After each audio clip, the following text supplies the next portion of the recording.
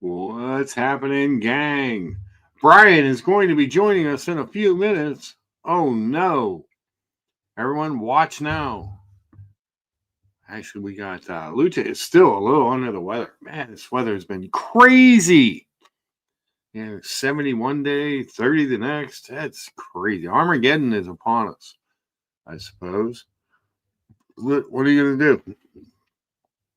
It happens on the screen. Shakshuka. An old breakfast. The eggs sunk a little more than I wanted them to. Yeah, work on that. I made the sauce and I put in this little crocky kind of baking thing and cooked the eggs in that, but they kind of sunk. So it isn't as photogenic as I normally try to be, but it was still fucking delicious. It was amazing. So we do enjoy the shit out of that. We've got Liberty Spot with a $5 super chat for the effort. Thanks, Liberty Spot. Liberty Spot, who said that on my Instagram that this is my spirit watch. It is a big, thick, chunky monkey Rolex DEEPSEA Sea Dweller James Cameron. It's a big watch. It is.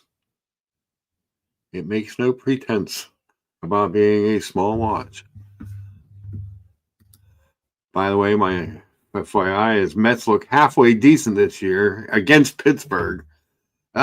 Pittsburgh. They either just give up a bunch of runs or they don't score any and have to go to extra innings and lose to the Mets. Either way, they found two interesting ways to lose. But I'm sitting here wearing an Iron Maiden t-shirt and a James Cameron. What do I care? You know? So, speaking of the James Cameron, why don't we take a peek at this while we wait for a few more people to jump in? Get a little description from Tim Masso about the latest iteration. Well, I guess 24, they took the Sea Dweller script off.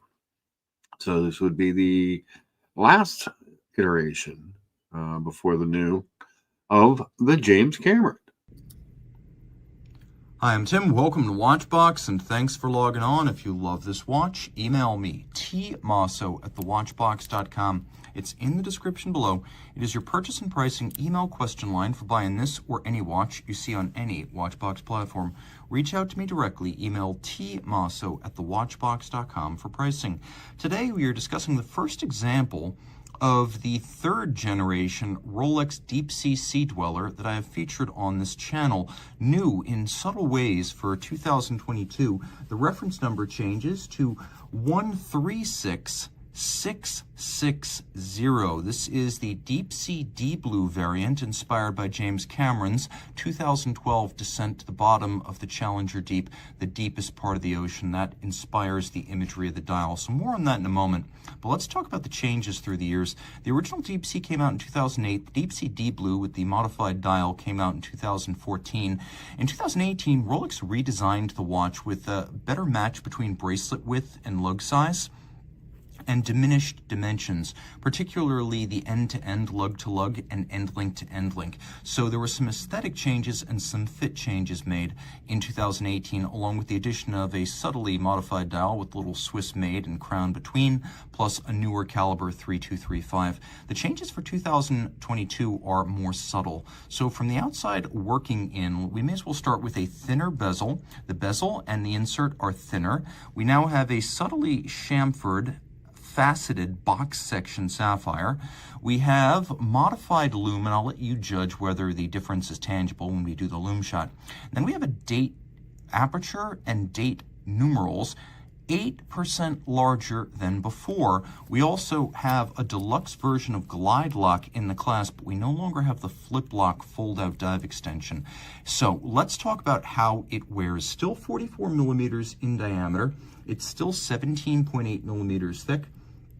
from lug to lug, it is 51.8 millimeters. If we include just the case, if we include the end links of the oyster bracelet, it is a substantial 53.6 millimeters end link to end link, and then there's a spacing of 22 millimeters between the lugs.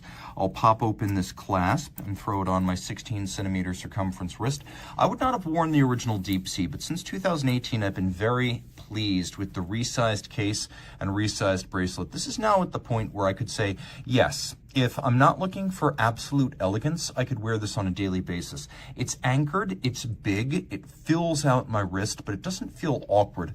I would wear this and enjoy it. Now you can see, we'll have to zoom out a little bit more even because it's such a big watch. You really need to see it in the context of the rest of my arm. I think if your wrist is my size, you can wear it just fine. Again, my wrist is 16 centimeters circumference, oval across the top. It's not one though for a low cuff. This is going to get hung up on almost any kind of sleeve.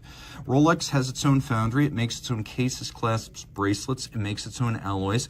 It uses 904L stainless steel rather than the industry standard 316. This is more resistant to corrosion, particularly in the presence of salt, such as when exposing the watch to salt water or sweat. Also worth mentioning here, we do have a titanium case back. This has been renamed RLX Titanium. It now has a nomenclature on it for 2022 onward.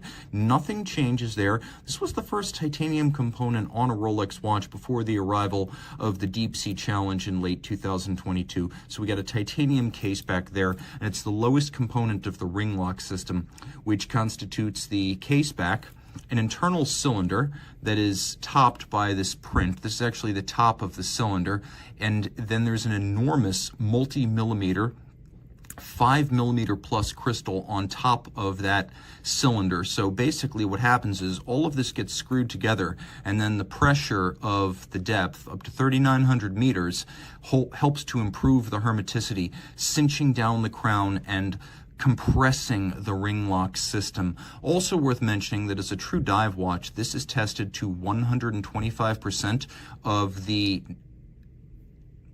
ostensible dive depth. So remember, it may say 3,900 meters, but you have to multiply that by 1.25 to get the actual limit as tested. Rolex uses equipment that is created by Comex to help test these things down to their rated depth. Taking a quick look at the buckle, we no longer have that flip lock system. What we do have is the deluxe version of glide lock that can be adjusted even when the clasp is closed and the watch is on the wrist. So this little lock opens up, collapses seamlessly in when you're ready to set the size, but you've got 10 stops, 2 millimeter increments, so 10 increments up to a maximum adjustable range of 20 millimeters. Now we've got a spring-loaded beacon hook system. You can see how that works. It's a lift lock that latches down once, latches down twice thanks to the clamshell. Rolling back to the case flanks, you can see Rolex case flanks are always high polish on these Deep Sea models. We got a trip lock crown in steel. We know that because it has 3 symmetrical dots. Screw down crown, screwed in case back, obviously. The bezel is a wonderfully refined 120 click affair with sharp knurling that's easy to grip even with wet or sweaty hands. It's a real pleasure. It feels and sounds great, and it has absolute refinement about its action. There's no grit in this bezel. Lights out, again, some changes to the lume, allegedly a little bit more. I'll let you be the judge. All 3 hands loomed. That should be mandatory on a dive watch. You should be able to tell the watch is running in the dark. And then, of course, you can see the luminescent pearl on the bezel, which on a Rolex watch is actually sapphire capped for durability. We've got that 5+ millimeter crystal, which mercifully has no Cyclops eye magnifier due to the thickness, and then that's one of the reasons that the date window and date numerals were made larger to make them easier to see. The indices as well as the hands are white gold to resist tarnish or oxidation over time. You've got that inner metal cylinder on which the sapphire sits, and then you've got a lacquer dial that goes from blue to black, just as James Cameron in his Deep Sea Challenge submersible went from the light of the surface to the dark of the Challenger Deep, and of course that little Deep Sea logo in signal green, which was the color of his submersible. Which you'll actually find is that on these D Blues, the Deep Sea logo moves from 12 o'clock down to 6 o'clock, and it changes color. Now, the watch features a standard Rolex 3255, or 3235, I should say, internally.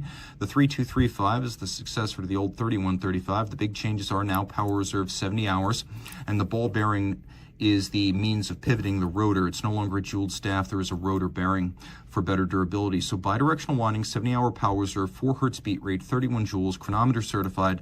There's a stop seconds function. There's a quick set for the date. There's an overcoil hairspring that allows the watch to keep excellent time in any orientation with respect to gravity. During the chronometer test of the movement, or Rolex's superlative chronometer test of the watch itself, because the superlative chronometer test is a 6-position fully assembled watch test with the tolerances being no worse than +2, -2 seconds per 24 hours. And so the watch is able to pass that bar in addition to the 125% depth test before it leaves the factory.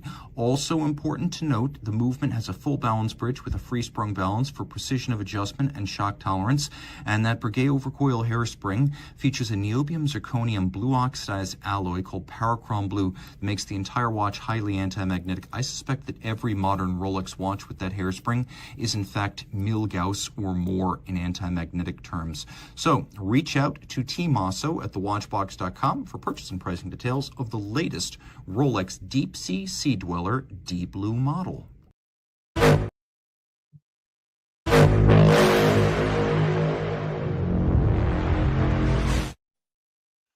So there you go. Tim Masso can explain it much better than I could, or anyone could, really, because he's Tim Masso and he's awesome and he knows a lot of shit about watches. I, on the other hand, know what I like to wear, and what I like to wear normally, traditionally, are bigger watches. This fits the bill. So, I measured it a hair over 44, 17.7 is what I got on the thickness, and right around a 52 lug to lug with the end lengths. So, or was it around 54? I can't remember. It's been a while. I don't sit there and measure them every day. I usually measure when I initially get them just because, I'm weird. But there it is. The thick, chunky monkey Deep Sea Sea Dweller James Cameron, or the D Blue, if you will. But on the screen, I do know a little bit about breakfast, and that is shakshuka. I can see my eggs kind of sunk a little bit more than I would have wanted them to. I made the sauce. So, excuse me. Take your time, you make your sauce, put all your spices in and stuff, and you just let that freaking thing cook for I let it go for about 45 minutes. I want those flavors together. I want, I want to season as I go. So basically, you've got coriander, cumin, salt, pepper, onion powder, garlic powder. I'm sure there was other stuff that I threw in there as I was making it. A little bit of sourdough toast for dipping, because it's a dipping kind of breakfast. And topped it off with some good cajita cheese and some cilantro. And it was delicious. I'm not going to lie. It was a pretty good breakfast. I made it before. So I made it in the pan. I actually got more sauce. I can make more tonight. I can actually have more. But what a delicious breakfast. I'm pretty psyched. I got more to eat.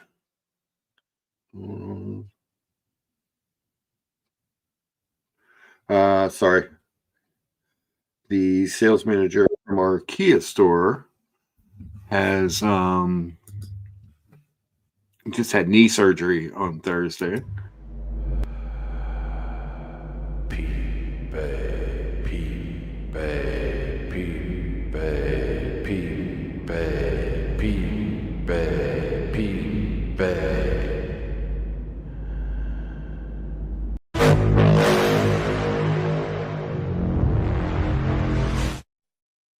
Hi, Brian. If you're trying to get rid of the other viewer, that's the perfect way to do it. Well, I got 9 whole viewers, Brian. 9 whole? Whoa. I know, right? Dang. I don't know. I got all excited when you said cumin. I thought, hell yeah, I like the cumin. Yeah. Yeah. Oh, and I got 6 upvotes. 11 viewers and 6 upvotes. Well, 3 of the upvotes are me. Oh, there you go. Thank you. Yeah. So no one is upvoting, is what you're saying. It's all habit. Yeah, it happens. Are you in the car or at home? I am at home. Nice. Let me make sure I got the right microphone on. Uh-oh. Yeah, I got the big fancy microphone on. Ah, so nice. Yeah. We love your fancy microphone. My big fancy. Hello. What are you gonna do? So what's going on, Brian? Not much. Not much, but why not? I got a busy day today, so this is my this is my screw around time, and then I'll be busy the rest of the day. Okay. Projects here around the house. Nice. And then tonight I'll be passed out. Yeah, so that's what's going on. Bruce G, Mark and Brian, potent combo. Thanks, Bruce. We appreciate that. We've got Esoteric in the house. He says, hey, folks, I'm here for the love of watchers and to counter OC's rebel streaming. Well, I don't know. I might have rebelled him. I don't know. It could be a Lucha Revolution rebel. Good morning, Joe, and good morning, Brian. Billy, it's still here, in case you're wondering. Billy's convinced that this watch would not last a month or two. And I can't blame him for saying that, Brian, because you know how I am. Yeah. You know, but I also still have the Legend Diver and the GMT. So you're still with your same 3-watch combo. Yes. Wow, that's a record, isn't it? I might be. Yeah, that's what I thought. Because I see you're still there. I'm still not giving it more than 6 months. 6 months. God, that's an eternity for me in Yeah. a watch. Are you kidding me? It's a little on the long side. That's the over under is probably around 2.5. You know. I think in the past 6 months, all I've done is picked up watches. I haven't. Have I gotten rid of anything? No. What's happened with the YouTube and eBay and the money for the they made me pay it back. Did they? Yeah, finally 4.5 months later. Oh wow. So I got into some heated negotiations with them, and I said, look, my store's up for renewal, and if you guys are going to play this way, I'm just going to cancel it. Yeah, I'll be done with you. And they said, no, we'll we want to keep you. You've been a long time, and you have your store and everything. And I said, all right, here's what I want you to do. So when I get around to it, they're going to let me relist that watch with no commission fees. Oh, that's cool. When it sells. And I told them, I said, I want 1 year. I want my store for 1 year for free. So they're going to do that. Well, that's cool. Yeah. And they said, now what'll happen is every month you'll get charged, and then afterwards we'll give you a credit. And back and forth. I said, okay. So yeah, that's one of the projects I've got around here is to get started listing all this household stuff that we've got that's sitting around here. I think I figured out I might have about 300 listings that I can put up of just excess stuff. Okay. Permanent yard sale, Mark. Permanent yard sale. Yard sale. Yeah, it's a live stream, so you have to say it 2 or 3 times. It's true. It's true. Billy says, I'm sort of like JJ. I've gotten rid of everything. I'm down to 3 Rolex watches. Which 3 do you have left, Billy? Oh, excuse me. And then we have Tim G's alter ego. Tim. Professional trading quote, please, on a 95 red Jetta currently at my Tennessee place. Some light staining on the upholstery. Thanks. Well, here's a professional trading quote. I don't have my software logged up here, but that is a 21-year-old red Jetta. Scrap value. Scrap value. Scrap value. That is not worth very much. And if it's a diesel, it's worth less. Yeah. I have a ceramic white face Daytona 41 turquoise for me and a 36 turquoise. I have a ceramic white face Daytona 41 OP turquoise for him, 36 turquoise. That's right. You got the turquoises. Forgot.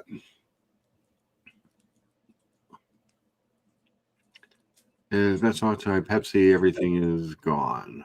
Huh. Then we've got Millie also says the only watch I miss is the Starbucks like you had that you sold. Yeah. I sort of sometimes think, oh, that was a really nice watch, but this is a much nicer watch. So. Oh, don't worry, Mark. It'll come back. Do you think? What if I trade it in and just go all Omega again? You're really trying to kill the channel, aren't you? Herb says, upvoted. Good afternoon, gents. Enjoying this stream as always. Been wearing the full gold yellow day date all weekend. Forgot how gorgeous she is. I see her in your avatar there, Herb. That is an amazing watch. So that what I'm considering doing, and it depends on what happens with the with the Pepsi and the Sprite, is I currently have in my Rolex arsenal, because you have to have an arsenal, not just one big fat one. Yeah. Although all 3 of my stainless steel watches weigh about the same as your one. Yeah. I like heavy watch. Yeah.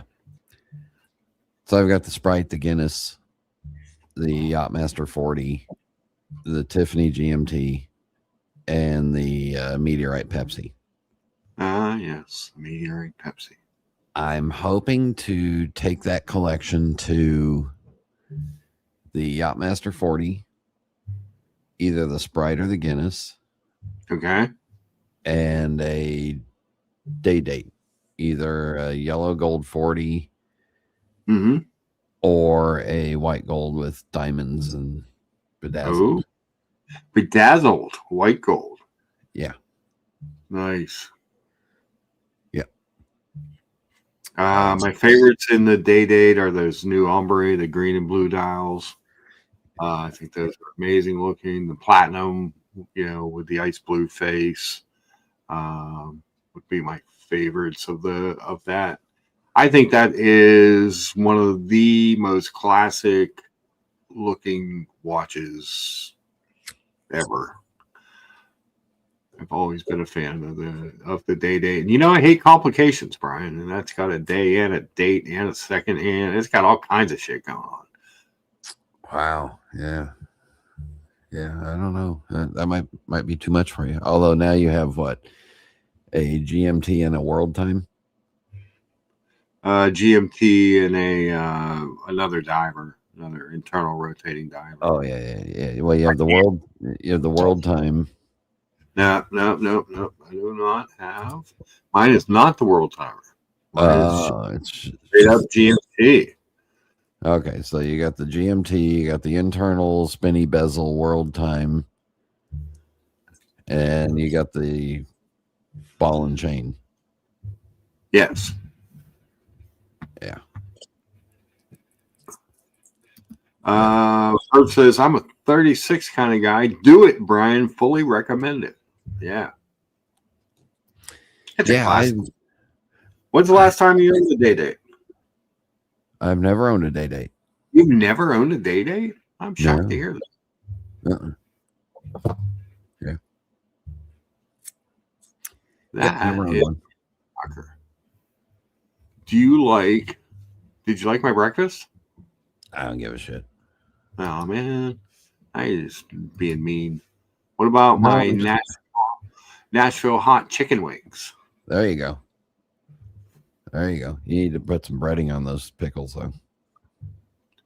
I threw the pickles in at the end for some color and acid and flavor.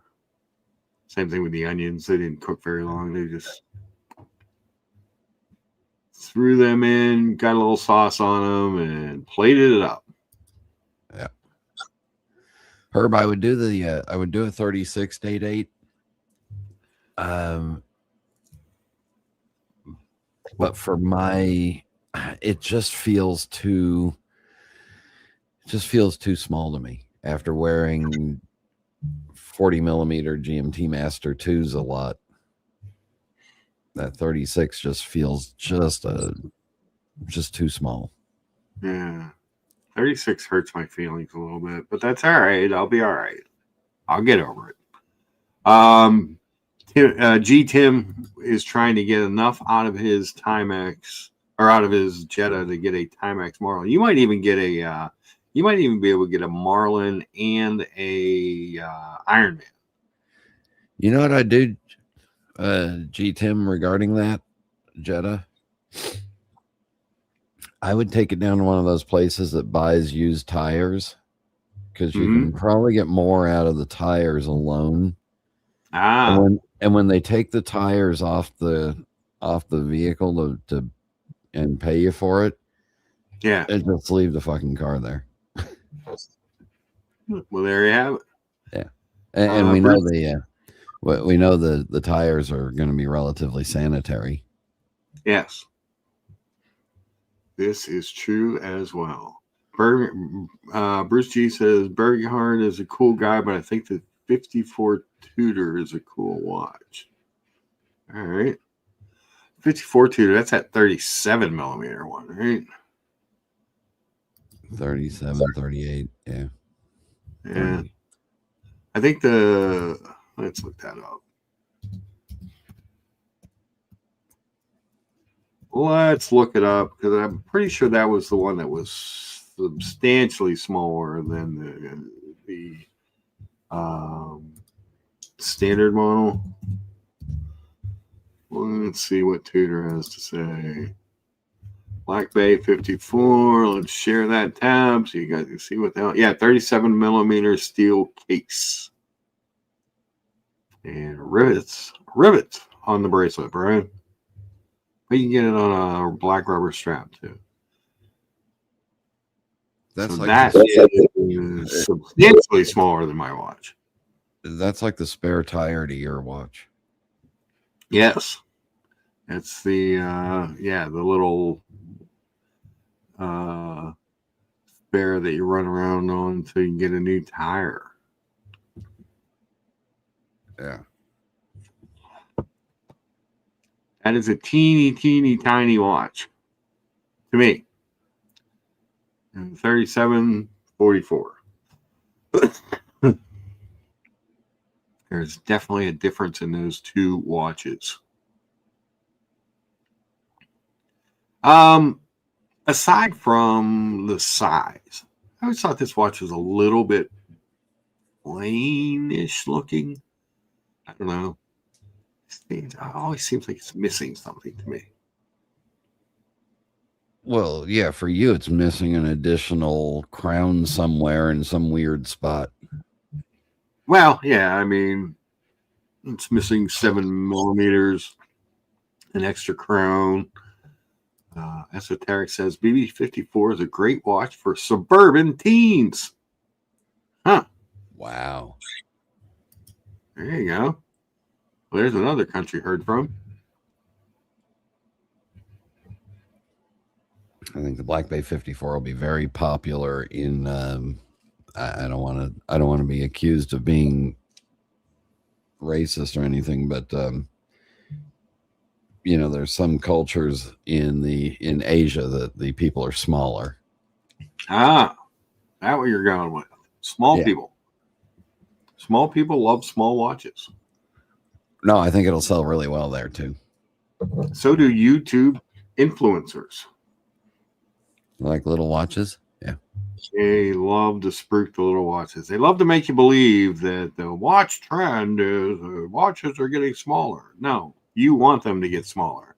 So they fit on your teeny tiny little rat bastard wrists.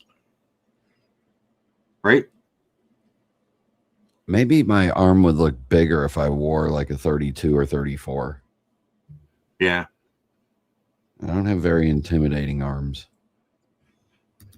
Really interested in the latest. That is a beautiful watch.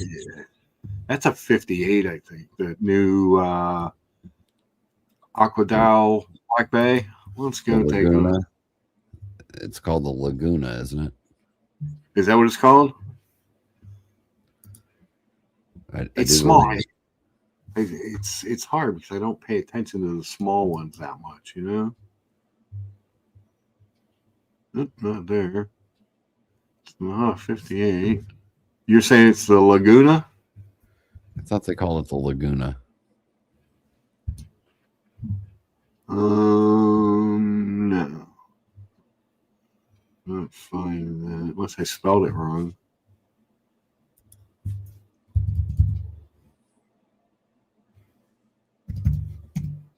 No. Let me see if I can find it for you. Yes. Tudor official website. Official Tudor website. Menu. New watches.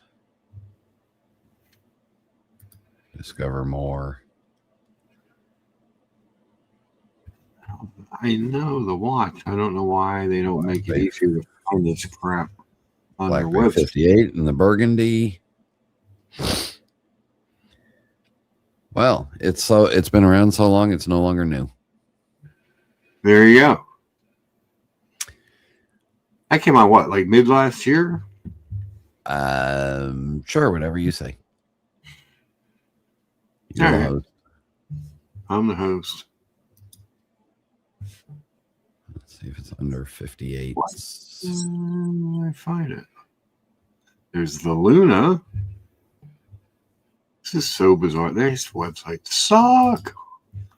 Under diving watches, maybe.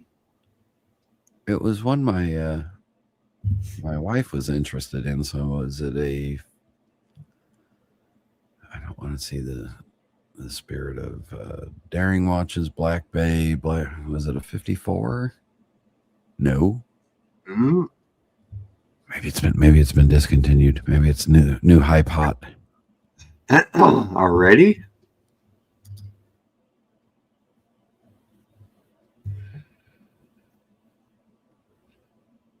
I don't know where it's at in here. If anybody out there in StreamYard world knows, it's the 54, he says, released last year. I was just in there. I know. I always thought I looked at those too. Black Bay 54. There's a picture of it here. That's it. Lagoon. There you go. Lagoon. It's a beautiful watch. I love the bezel. I love the dial. I hate the size for me, but for people that have the wrist for it, it's a cool watch. I wish they would make this in the bigger one. Why is it when you click on Black Bay 54, it shows me two variations? Yeah, exactly. But you have to click that picture to the right of the variations. I'm not even getting that picture. Ah, well, good news. I got it. Yeah. I feel like they're hiding something from me. Well, Tudor, they should be hiding everything from us. Oh, if you click under daring watches, exclusive watches, daring watches. Well, it's Black Bay 54 blue dial. The lagoon blue evokes somewhere warm where the sun shines onto the waves of azure water and white sand beaches. So watch those shift your mindset, Brian. I got a little sweaty and hard just as you were reading that. If you thanks. Now if you end up with a grandson, this might be a nice. You get the pink chronograph for the granddaughter, blue lagoon. That's too small for me. Yeah. Yeah. It's the pretty watch. This is a pretty watch list to watch, but why is it only women is the model? Yeah, it's this watch is only sold to women. It looks like a men's watch also. Sadly, Tudor liquidity is where the sun don't shine. Yes. I mean, if you're buying things to rush in and out of or try to make a buck or something, I don't think Tudor's your move. I don't think much is your move. I mean, there's not, I mean, you have your Rolex hype pieces and, some of your Royal Oaks and Nautiluses and Aquanauts and stuff like that. But other than that, I don't know that there's a lot of profit-making watches out there, Brian. What do you think? I think no.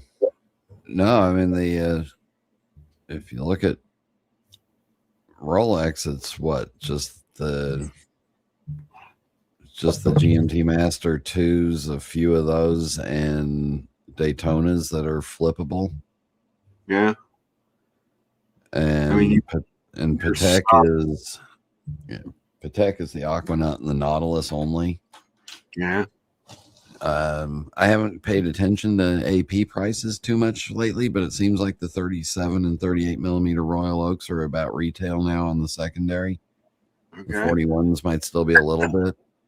The whole offshore line is pretty much that's a terrible. That's just an ugly watch. I'm sorry. I know. I just have no appreciation for this.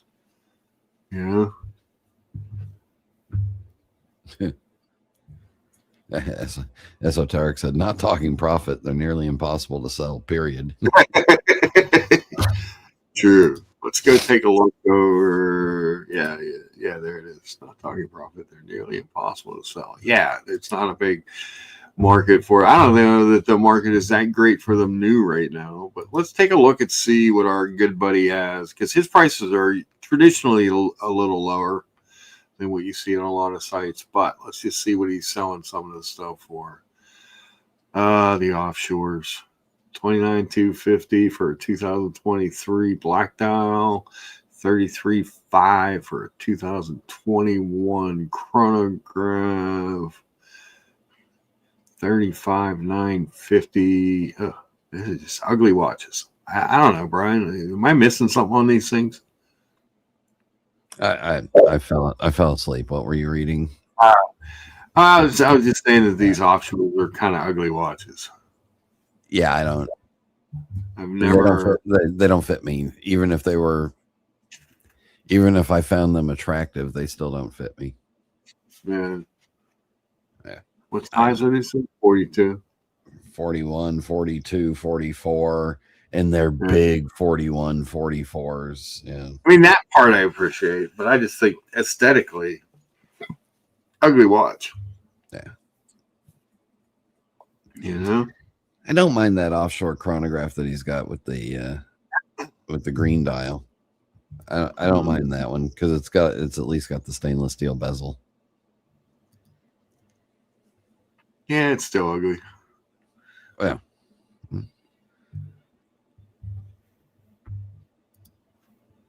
I don't know.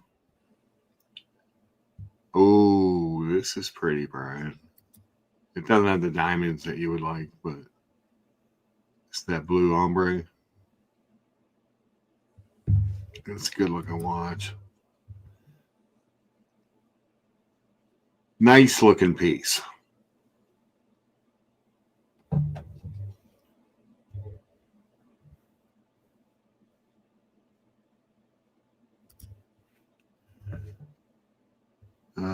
Hey, say my name. Hey, say my name. Sada B Gaming. All right. There you go. I did say your name. Sataby Gaming. Am I missing something, Brian? Not that I could see. All right. I did say his name, so there you go. You should be happy with it. User request complete. Yes. Some of the other stuff, obviously the Daytonas go for big money. I think there's nothing wrong with the watch. They're just really small. I mean, I don't know what they really measure out at, but every time I've ever put one on, I've been like, this is small. This watch still is a little hypey. This Bruce Wayne on the Jubilee. Yeah. In stainless. I like that watch. Mr. G has that watch, and it's really, really, really nice looking in person. And they did a nice. All the GMT Master 2s are nice looking in person. Yeah, but again, a tad bit small. If we were going to do a Rolex prediction show, I would say my wish would be a 41 millimeter GMT on the new case, on the new sub case. Yeah, I think that's what we're gonna get, and there might be an update to the base movement. Yeah. Maybe get that extra 2 hours of power reserve to get you over 3 days. Yeah, something more in there. It could be possible they put the Spyrite in it.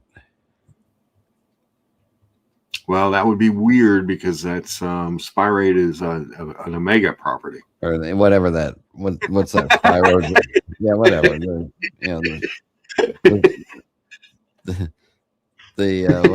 What's the new movement? Are you trying to integrate your favorite watch line, from the Swatch Group shitters into Rolex? Yeah. Ah, yeah. Nice. Yeah. What the hell's the name of the new movement that they put in the? It's in the needle dick. Yeah, I can't remember the name of it. Mo, if you're out there, let us know what the movement is called in the new Land Dweller. The irate escapement. I like it. Here's a Sea Dweller D Blue. That's essentially my watch. But in the 24, so in the 24, Brian, 24, they took the Sea Dweller off the dial and made the Deep Sea its own line. Oh no! I know. Major changes. I do like less text. I will say that. Everything else I think is pretty much the same. It's still the 13666, the number of the beast 0 reference. 13 and 666. Yeah. But that's we're into numerology now. That's the new thing. Yes, this is definitely a Rolex you can find under retail, which is interesting. And then you look at the Sea Dwellers. He's got a 21 here.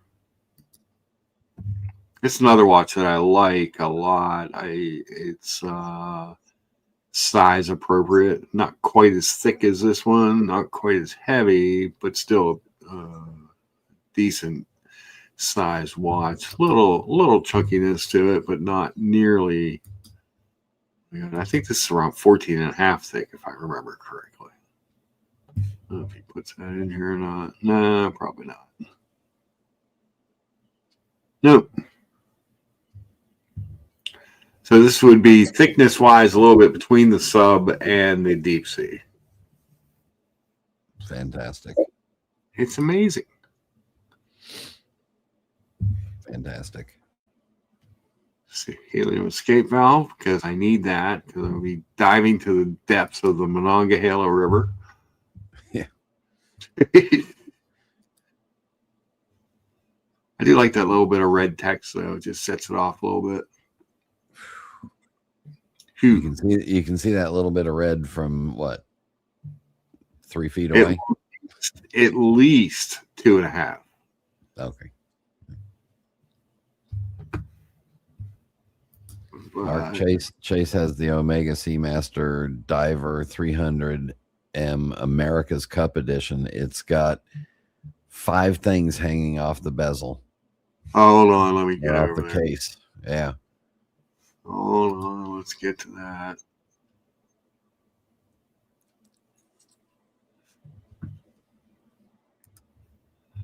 Come on. Oh. It's got the Regatta countdown doohickey, and then helium escape valve, and then another little notchy slidey thing. And it sounds amazing. Oh, there it is. Oh, look at this thing, dude. It's got all kinds of stuff.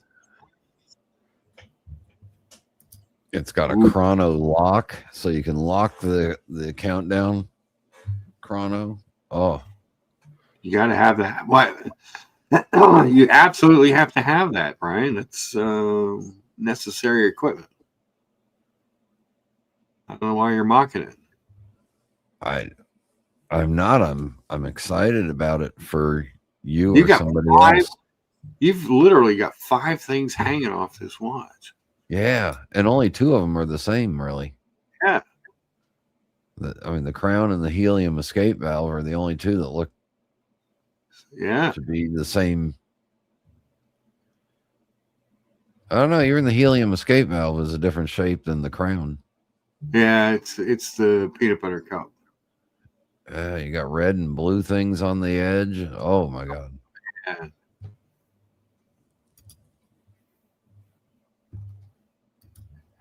Esoteric says it has a detonator. Yeah. And very a zip line. Yeah. Yeah.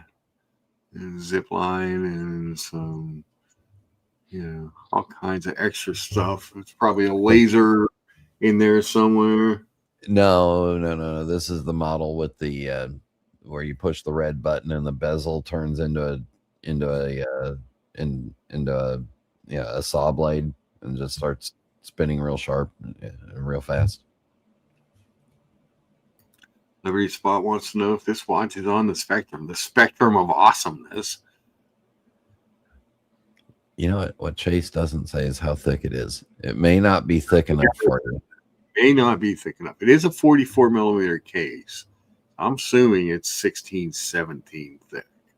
Yeah, case is fine, but is it thick enough for you? Yeah. Let's see if we get a good thickness picture here. 17.3 thick, according to Tim Masso. Well, there you go. So you're only 0.4, 0.5 off of this. There so you that's go. good. You're over 17, so that's acceptable. I mean, every watch should be at least 17 millimeters thick, don't you think? No. No. Why, Brian? Why? No. No, he says. He just says no. Huh. No. I mean, 14 is a little too beefy for me. Why? Sorry. Brian. I'm a skinny-wristed rat bastard, so. The views of Brian the Pipe do not necessarily reflect those of the host. No. And that's a damn good thing, too.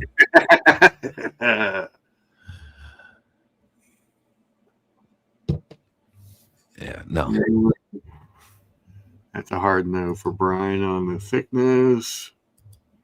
Yeah, that's a big bad no. Oh, he just sold one of these. I thought he had one of these. He just sold it. Yeah. Rat bastard. Yeah.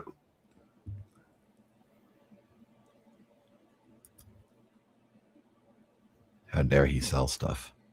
I know. What was he thinking? What if we wanted to talk about it? Chase, give us a break.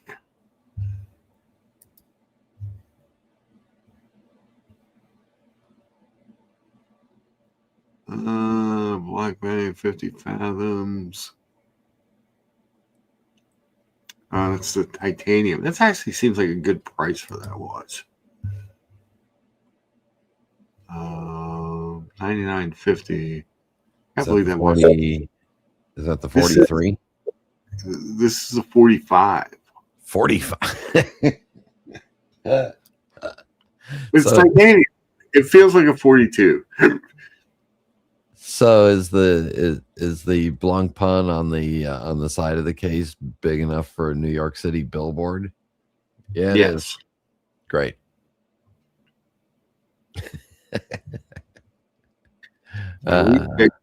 Blanc Pun is the writing on the side of the case. Look, it's probably a pretty watch, but it looms like crazy. Great. You don't like a good loom? I'm loom is not the thing that sets me over the edge for a watch. No. Yeah. All right. You're just weird. You like thin, non-loomed watches? With one extra hand. Yeah. Liberty Spot says, I like the Diet Coke that he had. Let's see.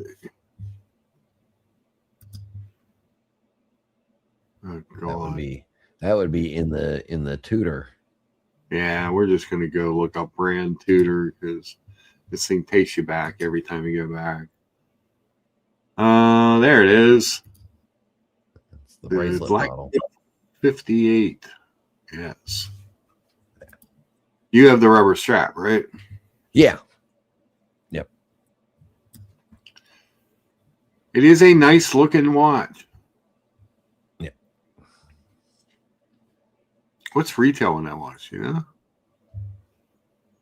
Right about there somewhere. Well, let's take a peek. 5.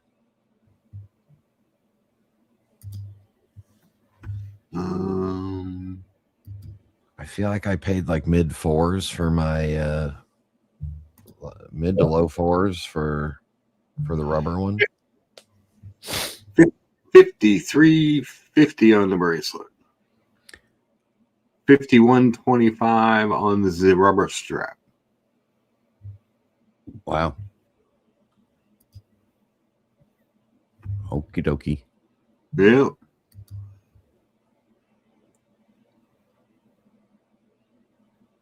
Yeah, so that's part of my game plan is to keep the Tudor on the rubber and one Rolex GMT Master 2 as my 2 extra hand watches. Okay. And then that would be it as far as the GMT Masters would be. Yeah, that'd be good. I'm shocked because you're always been known as the GMT guy. Yeah.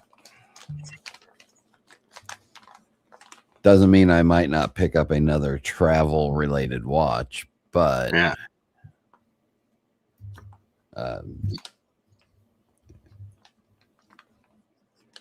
Yeah, Liberty Spot. If the price for the meteorite comes to right, it's going to go bye. Wow. And it's just coming down to the amount of time on the wrist. Yeah. Okay. Well, that is a definite consideration to make. Yeah. And there's, there are certain watches that are much more visible in public than others, and most Rolexes are one of them. Yeah. But I'm only getting rid of it if the price is right. Yeah.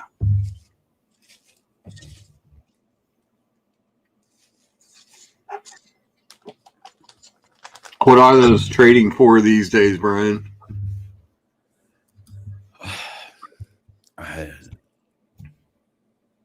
JJ sold his to Marco at Berdine's, and I think they listed it for 54 or 55. Okay. 56, so he probably got 48, 46, somewhere in there.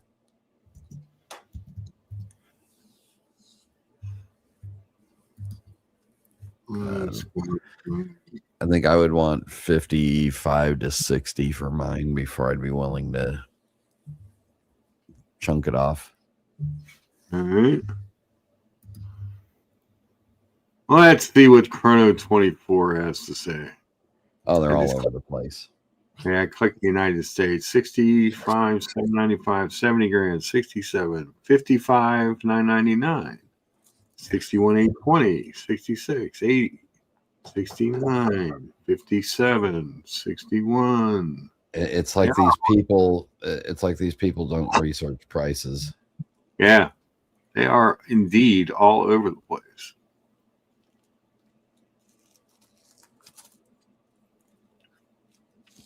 We've never sold on Chrono or listed on Chrono 24. No, but why not? A lot of those ones with the white backgrounds, those are probably just stock photos and not actually in hand. And you had a pretty good cut on your meteorite. Does that make a difference? Yeah, but you got to get it in person to really see the cut. Yeah.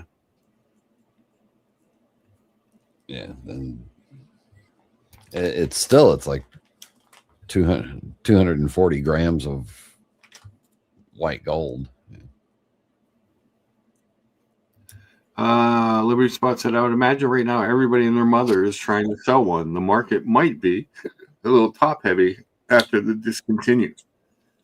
I think you might get your price, Brian, 100%. I don't think they're gonna. Here's my hot take. Okay.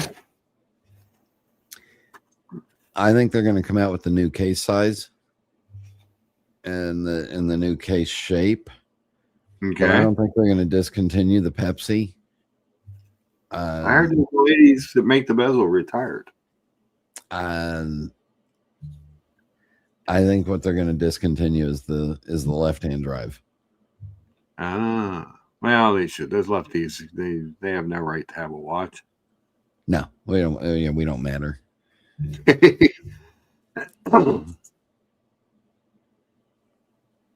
Interesting.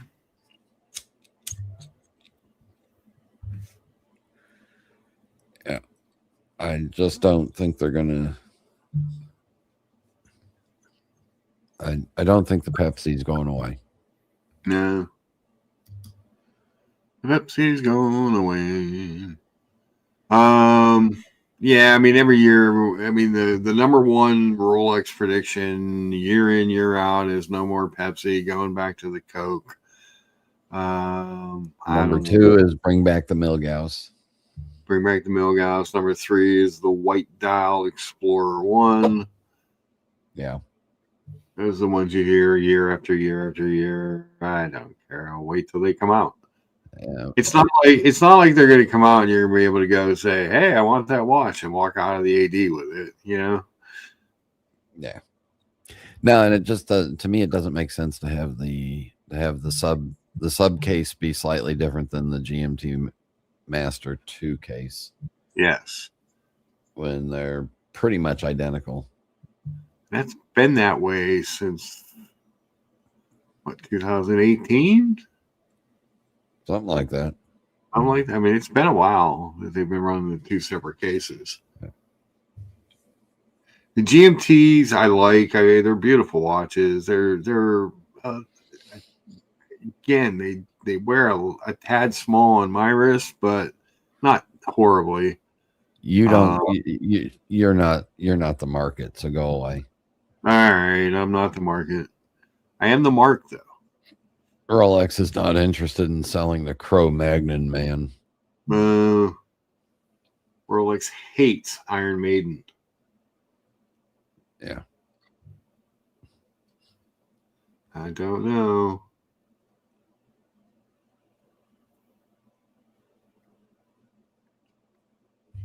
They hate it. But that being said, if they were to change the bezel colors, is there a bezel color that you would be like, oh, I have to have that? No, because the Rolex AD game is not my thing anymore. Again, because of the move. I lost my one guy back in Charlotte left his job and moved to a different city and is working for a different company that won't ship. And the other one is my Patek AD, and they cannot ship Rolex. So I'm focusing on Patek with them.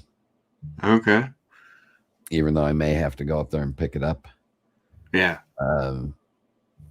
I could ask for some Rolexes, put a wish list in for Rolex, but I'd rather focus on Patek.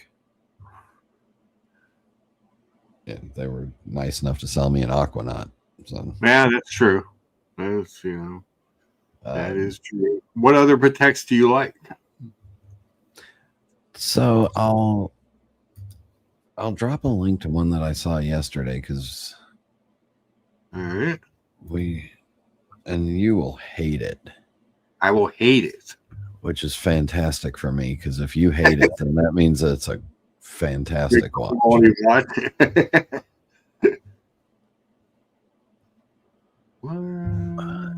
Copy.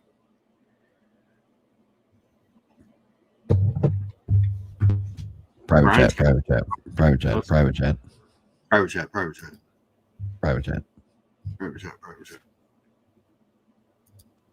That's a pretty watch.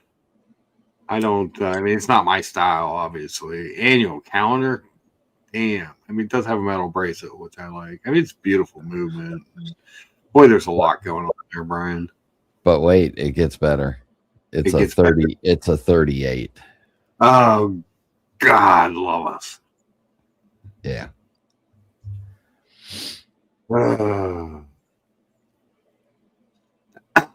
That's just craziness. Why would they do that, Brian? To satisfy the true gentleman and not Cro-Magnon man. What are you trying to say? Hello? So this watch retails for $58. It has dimples. Yeah, that's the pusher correctors for the annual calendar. Uh-oh. Bring up an IWC. Quick. Throw up an IWC. Good morning, George. Herb likes it. He says, pretty stunning, perfect size. Yeah. I've seen these. I tried one. I saw one yesterday in person. I tried it on. These are pre-owned. They're anywhere between 29 to 35, depending on condition and age. Okay. And I'm starting to really not like having the hypest watches. I'm in the mood for those quirky offbeat ones again. Okay. And it goes back to the comfortability and cost per wear kind of thing. Yeah. So I'm it's a pretty watch. By pretty, I mean pretty small. Yes, it's pretty and small. George, you too? I have the flu too. Brian, the weather here this week, I mean, one day it's in the 70s, the next day it's in the 30s. Yeah. Everybody's sick and tired and cranky.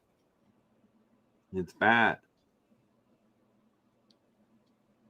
It's just not good. It's kind of schizophrenic, like like the way the Pittsburgh Pirates play. Oh, they're hot one day, cold the next. Yeah. It's true. Yeah. It is true. My allergies just flamed up this week because we're finally getting those couple of cold snaps we had and that freeze saved me for about 2 months. And now Mother Nature has said, hey, fuck you. Ha! Oh. Fuck you, it said. Right to you. Yeah, it's just been brutal here. With the warm and cold and the wind. We had flooding the other night. Like Thursday it's in the 70s and then it floods out. Ended up being like 4 or 5 minutes late for work the other day because all the lower, like the roads that I cut over to get to work going the back way were all flooded out. So I had to get back on the highway, go up an exit, and come down the main road. It was bad. You had to do the up and back. Yeah. George says Liberty Spot. Thank you, my friend. How's mom, by the way? Yeah. Fortunately, my mom did not fall this week. Yay. I agree with George. I always liked this Patek, but however, at 38 millimeters was a major drawback. Yeah, I wasn't sure about it until I put it on, and I felt it felt really comfortable for me. Yeah, that's cool. Liberty Spot, good news. All good with his mom. Be seeing her this afternoon. Yeah, I gave my mom. So I get these reward points from Chrysler every quarter, and they have like a big catalog of stuff you can pick out to use them on. I discovered you could get a bunch of gift cards with them, and I was like, oh, so I got myself a bunch of Starbucks gift cards, and I got mom a Applebee's gift card because her one friend that she goes out with all the time, they go to this restaurant. It's a local chain called Eden Park, and it's just food. I mean, it's nothing great, it's nothing bad. It just is what it is. But her one friend just loves to go there all the time that she goes out with. So I got them a gift certificate. So they went to Applebee's yesterday to have something because my mom was like, she had said a couple of weeks ago, she's like, if I go to Eden Park one more time, my head is going to explode or something to that effect. And she was so excited. I came home yesterday. She's like, thank you so much. That was so fun. We had such a good time. And we got to, so that's always fun, Yeah. Always a good time. And actually, I'll probably get more points coming up this week because I think they put those on there quarterly. Last time, my mother, God bless her, I love her, she gave away most of my tools to my brothers. So they had Stanley tools on there. So last time I got just all kinds of tool sets from Stanley, that they had on the site. Excuse me. I've gotten pots and pans from there. I've gotten there's all kinds of weird stuff they have in there. Do you have to claim those gift cards as income? See, I'm not sure how they do the gift card. Now I get $10.99 every year. I'm sure it's in my 1099 somewhere if I really went through it. But because you get through that same program, there's money per car, and then there's contests, and then there's you'll end up with 7, 8, 9, 10, 12 grand worth of 1099 at the end of the year. Yeah. Oh yes, please tell your mother. Tell her we all said hello there, Liberty Spot. We're all. Yeah. Thank you, George. Yeah, she's doing pretty good this week. She had a good week.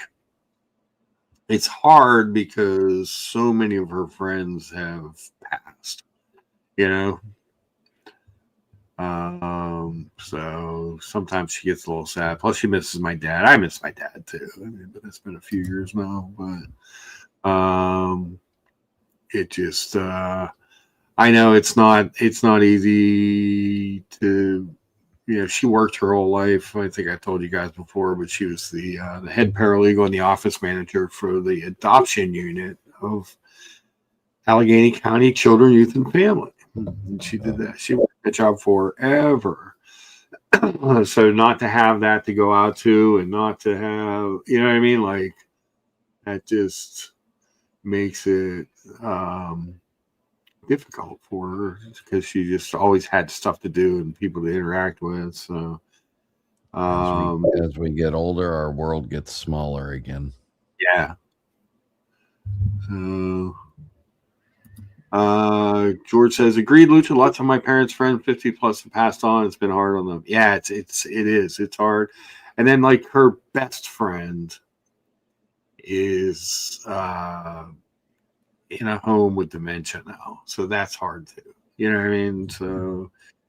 So when we talk about, because this house is old, has all kinds of steps, and I love having her here, but I'm like, are you sure something single floor or maybe assisted living? Or she gets real antsy about it, because any of her friends that have gone into a home have instantly gotten worse.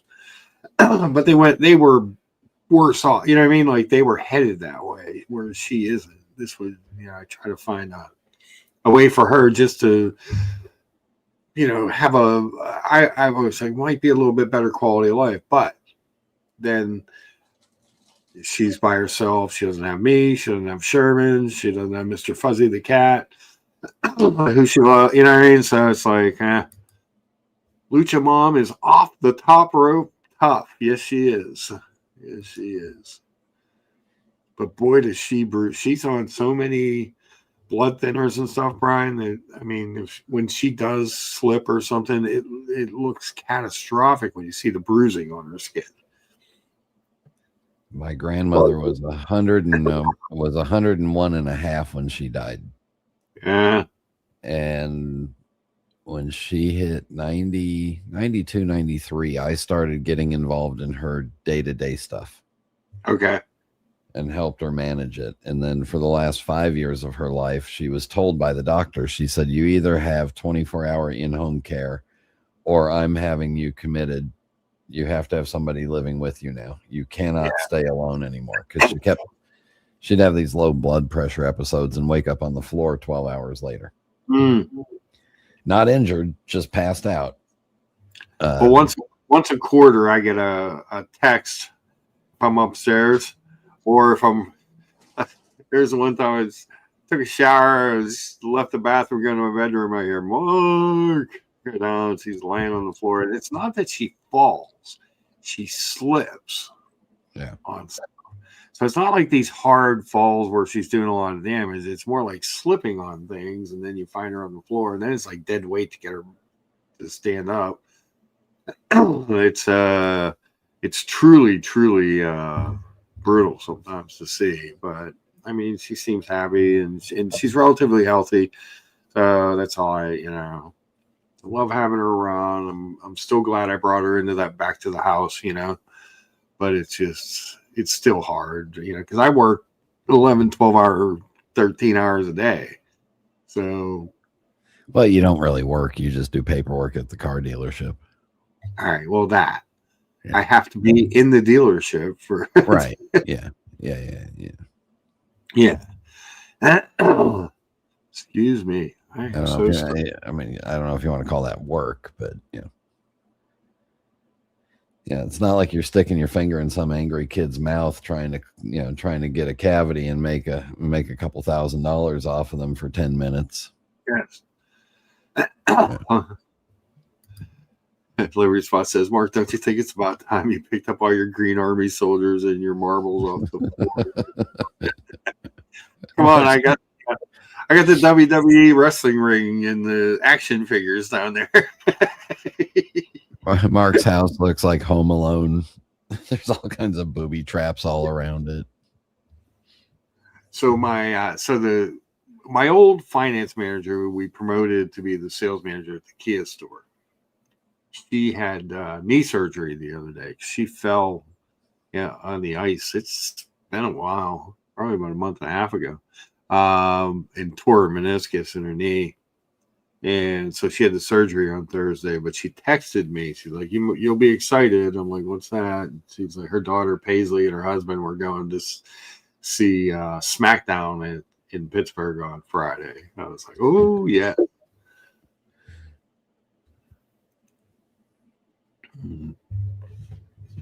Wrestling. George says, my father is 84 years old and drives on all the freeways around OC and LA. Try telling you. I know. My mom still drives. My mom's car. My mother has, I won't get her a new car because she's just destroyed this one. She has an 18 Subaru Impreza 4-door with probably 20,000 miles on it.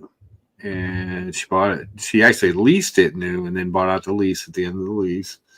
And it's a great car mechanically, but I'm always waiting for the police to show up for some kind of hit and run accident or something, because there is not a panel on that car that does not have a big dent on it, Brian.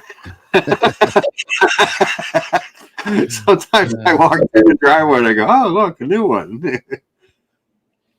Yeah, see, the state of California took my grandmother's driver's license away from her in 2011.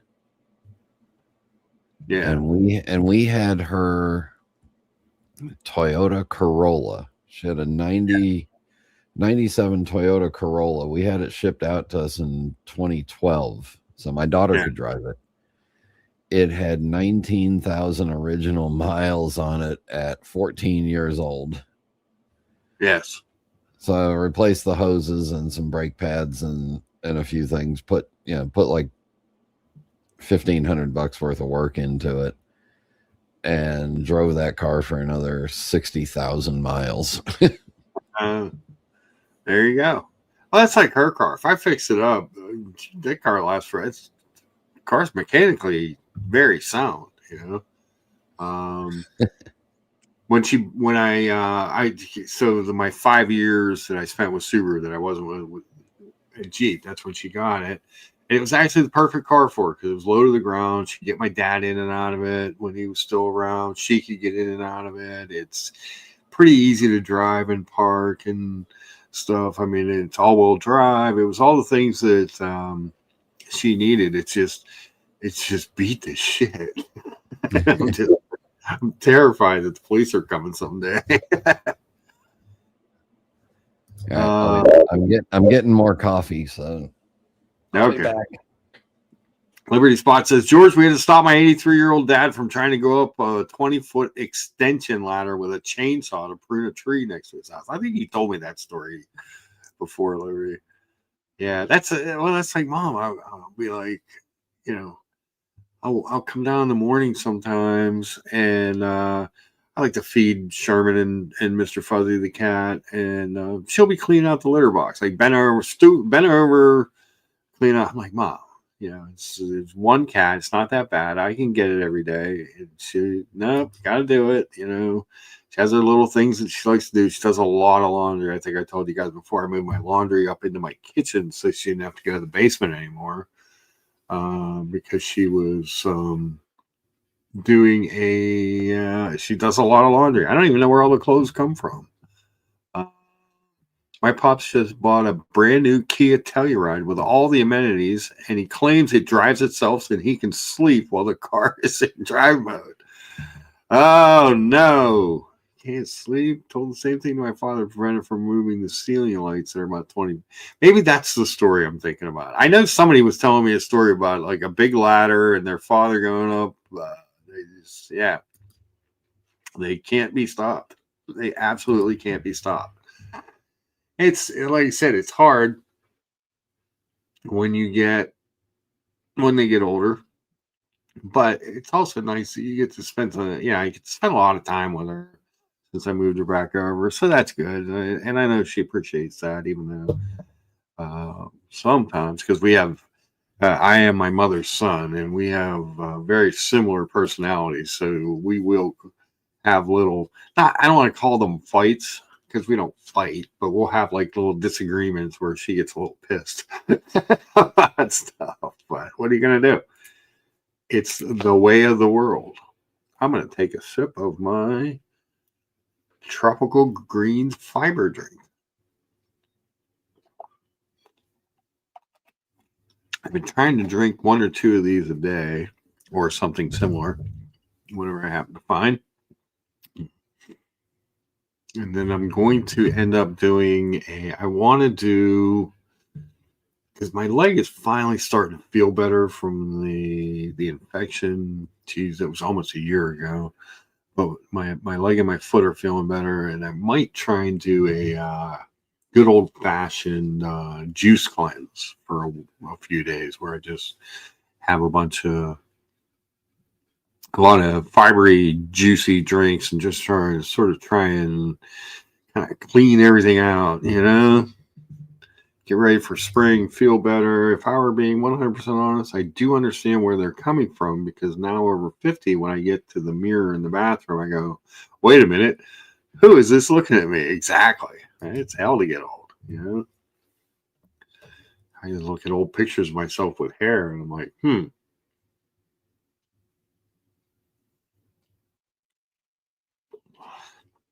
Interesting. Stop talking about me. I'm back. Oh man, Brian's back. So what kind of do you brew coffee? Do you use a Keurig? Do you make lattes? What do you do there, Brian? Espresso? What's your coffee of choice at home? In the first one in the morning, which is essentially a defibrillator for me, is a K-cup. Okay. Just because I need it to get up and get going. So I have 3 coffee machines or 3 coffee making things. I have a Keurig, which mainly Mom uses that. She's a big Keurig fan. She loves the Green Mountain breakfast blend. And then I have an espresso that is my main machine, and that I love the coffee that makes. And then I also have an old school percolator, because I just still think that makes the best coffee, Brian. And every once in a while, I'll grab some coffee and fill that thing up. But the problem is, I'll drink the whole pot. Yeah. Don't want to waste it. So oftentimes the second cup is when I'll make like a half a pot. Okay. In the drip, and I've got beans, and I'll grind a handful of beans and for like 3 or 4 days. And oh, Brian, I know I don't grind them fresh. No. But then I've also got the espresso machine. Mm-hmm. And I've got a French press that I've been jacking around with again, but it's messy. Brian, our friend Mo is here. No, hi Mo. Damn you and your stupid, super good coffee breakfast. Look at that. I'm jealous, and I had a pretty good breakfast. Look at that. That looks amazing. You need to ask Mo. Mo needs to come on here and tell you the story of his little favorite coffee place and the paper coffee cups that he traveled around the country with. Ah, yes, Mo, you need to do that. That must be done. I'm also eating one of my Aldi protein bars. Nice. So Mo, one of our favorites in the community. You're all my favorites. But anyway, I mean, when I restarted this channel, it was basically for 20 people. You know what I mean, Brian? I mean, it's just, none of those 20 were me. Yes, one was Brian, one was George. None were me. Oh, one was you. One was definitely you. But Mo has this place that he goes to for breakfast, where first of all, the coffee is legit. It's that deep, dark, bit of coffee. And the breakfasts that they make are just truly amazing. He sent me, probably dozens of breakfast pictures over the last couple of years of these amazing meals. And you guys know how much I love breakfast. And I'm always jealous of Mo's breakfast. It's always the best. I don't know. Here's my thing about Europe. Okay.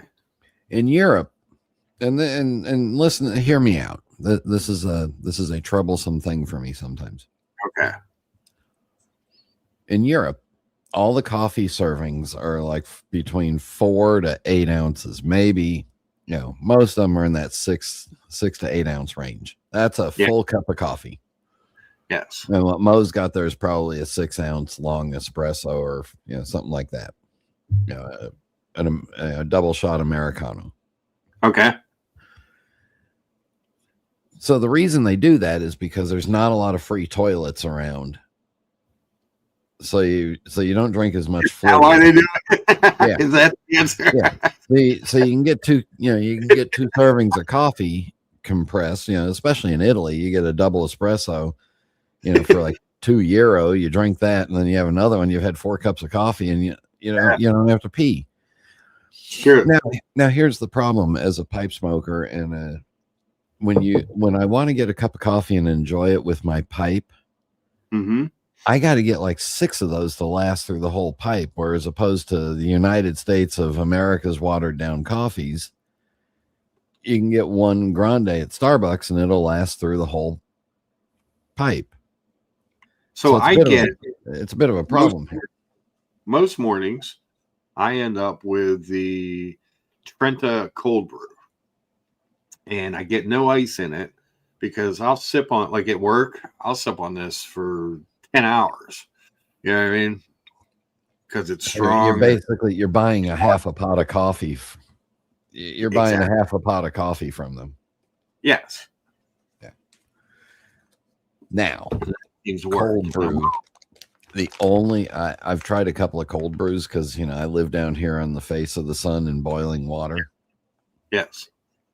The only cold brew that I actually like is Dunkin' Donuts iced coffee. I don't know what it is about it, but I like it. I don't like the Starbucks iced coffees, and I don't like the iced coffee. It's bitter, but I do love the cold brews.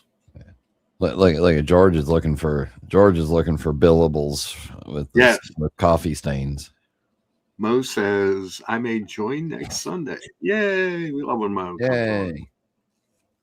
Truly, you, George, Mo, Jen, when you guys come on, I do have pretty good guests. Yeah. That coffee looks great. Definitely will cause lots of staining on teeth and future visits to the dentist's office. Love it. Perfect. I don't think George heard earlier where I'm thinking of selling all my Pateks and Rolexes and just becoming a deep dive into IWC. He must have missed the beginning of the show when he said that. Oh God, that's terrible. I really hope when we down the road when we have another grandchild, I really do hope that IWC comes out with something interesting then. Something interesting and colorful and such. I get it. I'm still infatuated with this breakfast on the screen. Yeah. Look at that. That's bacon. Not this crispy black shit that we have here. Yeah. That's really good French cut bacon. Look at George.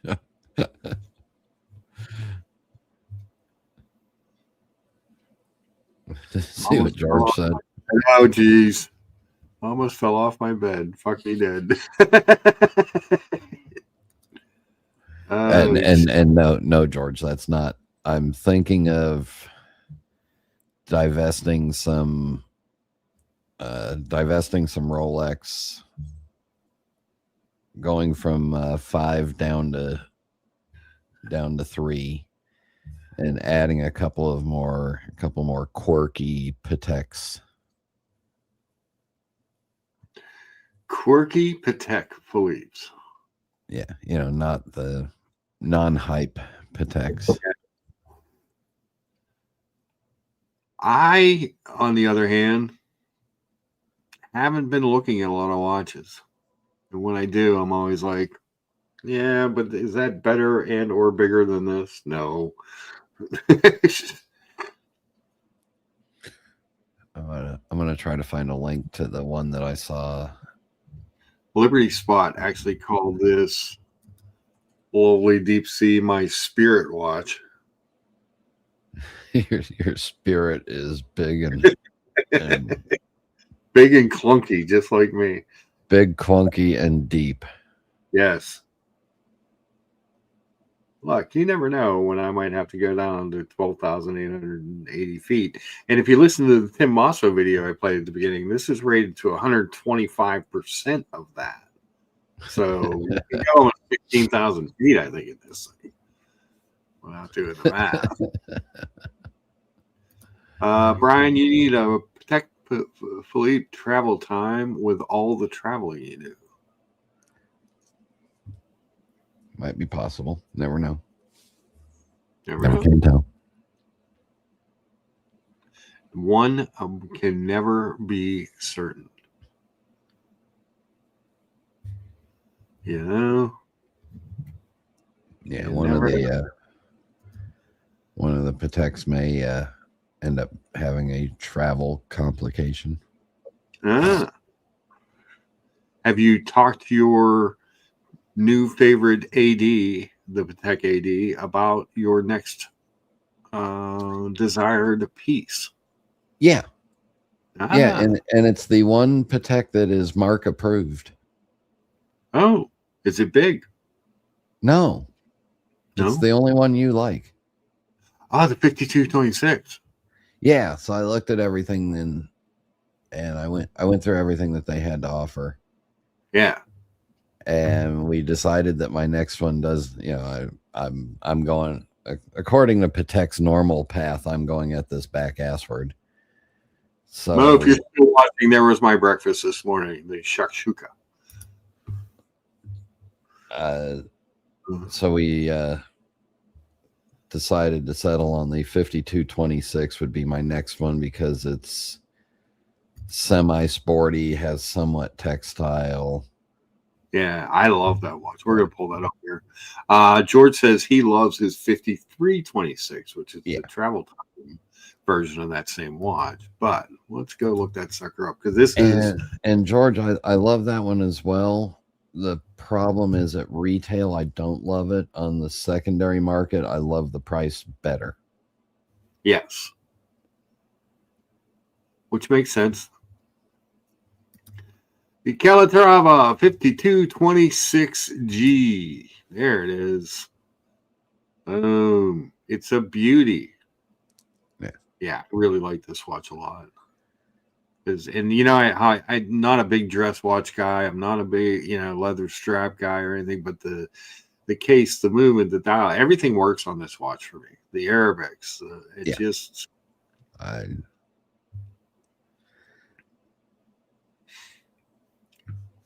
it's a cool piece. Yeah. Yeah. No, I've seen so this one's 47. So this would continue my path.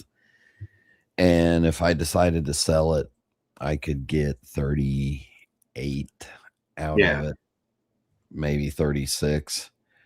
And that would help continue my path. But what I would do is, I'd hang on to it for a while. Would you take 10 and a deep sea? What am I going to do with that? Well, you might at that point have bought a boat and need an anchor. No, Mark, I've already got an anchor and a ball and chain. And a ball and chain. That's it. You wanted to feel like you were married again, so you wanted this big weight holding you down. Yes. However, this weight you can take off and put it in the drawer and leave it alone for a while. There was a guy at the Market District that was wearing a Batman GMT on Oyster that saw my watch. We were walking past, and he looked at it, and he just kind of under his breath went, "Jesus."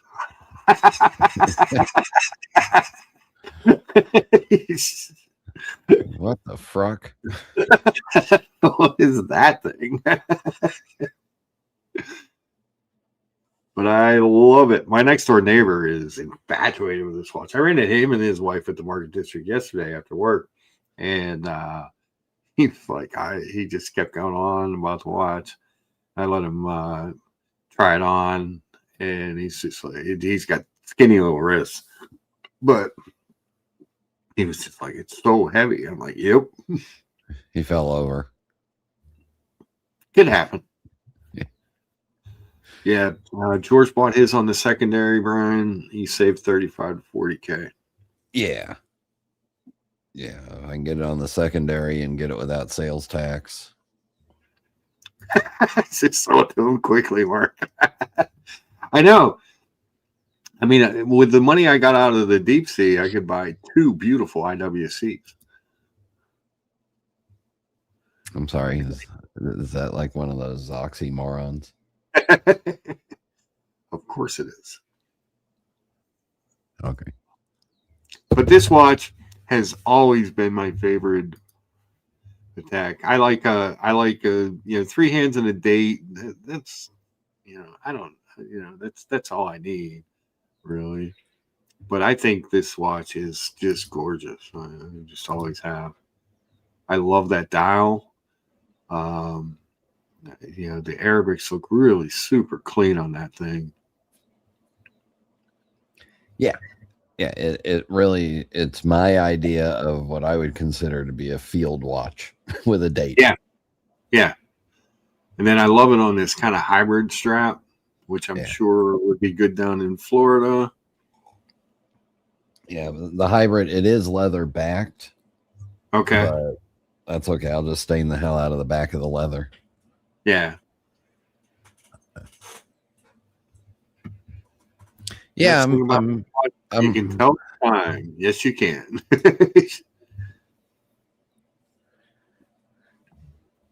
Yeah, I mean, I'm really leaning towards going down that road. All right. I can see that. I would be very happy for you. Because this is a 40, right?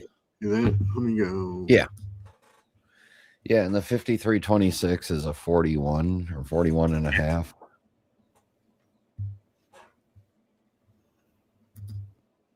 Yeah, 40 millimeters, only 8.5 thick. I'd need to wear 2. Imagine if they did the micro rotor in that one, it would be like 7 thick. Yeah. But if I remember correctly, the 5326 has the micro rotor movement. Well, let's, the 5226 does not.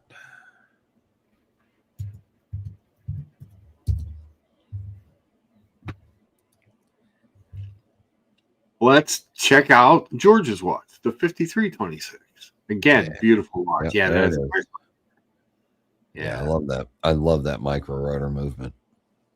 And again, an absolutely beautiful watch. Mark, can I tell you a secret? Yeah.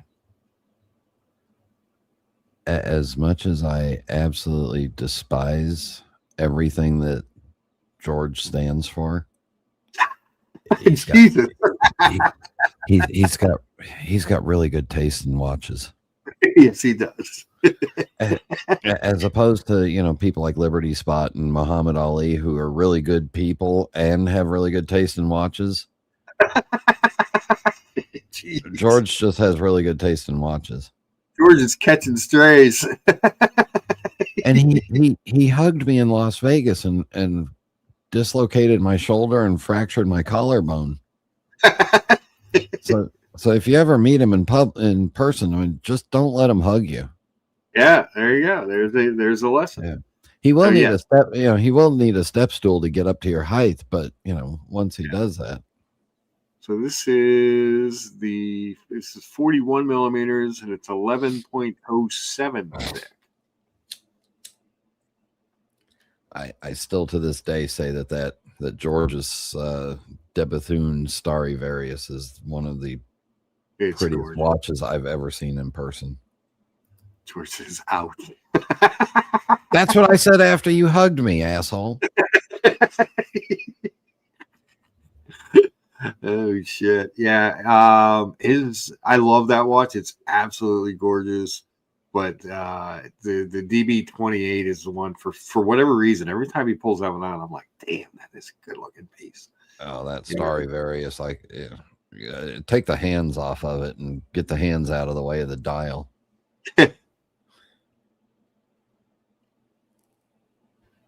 No-handed watches. Who would have thought that would become a thing? Yeah. But either way, these are just absolutely, these are both gorgeous watches. Like I said, I kind of prefer the simplicity of the three-hander, but I can see where this would have appeal to people. This is one of I'm too stupid to be able to set this watch, I think. Oh, it's easy. Just use the pushers. Yeah. And they start out, if I remember right, the pusher at 7 o'clock is the moon phase. The pusher at 10 o'clock is the day of the week. The pusher at 2 o'clock is the month, and the pusher down at 4 o'clock is the date. Okay. Or it might be the pusher at 8 o'clock. At 4 o'clock is the moon phase.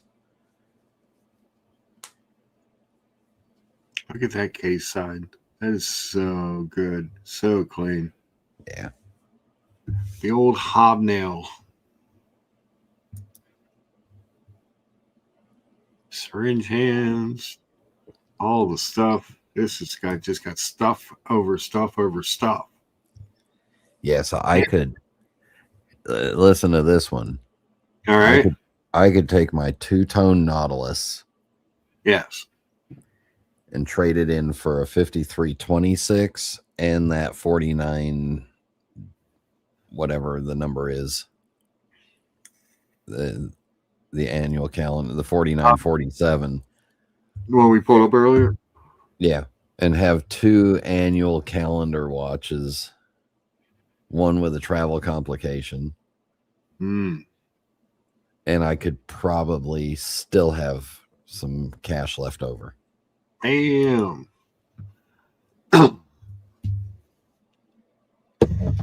That's a lot.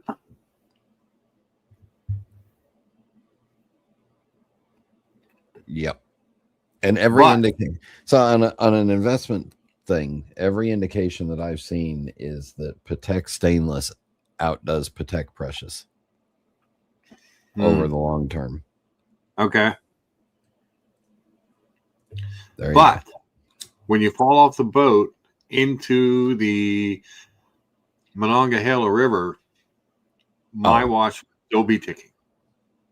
Well, the shit, I don't care because the shit in the water is going to eat me alive anyway. Well, there's that point.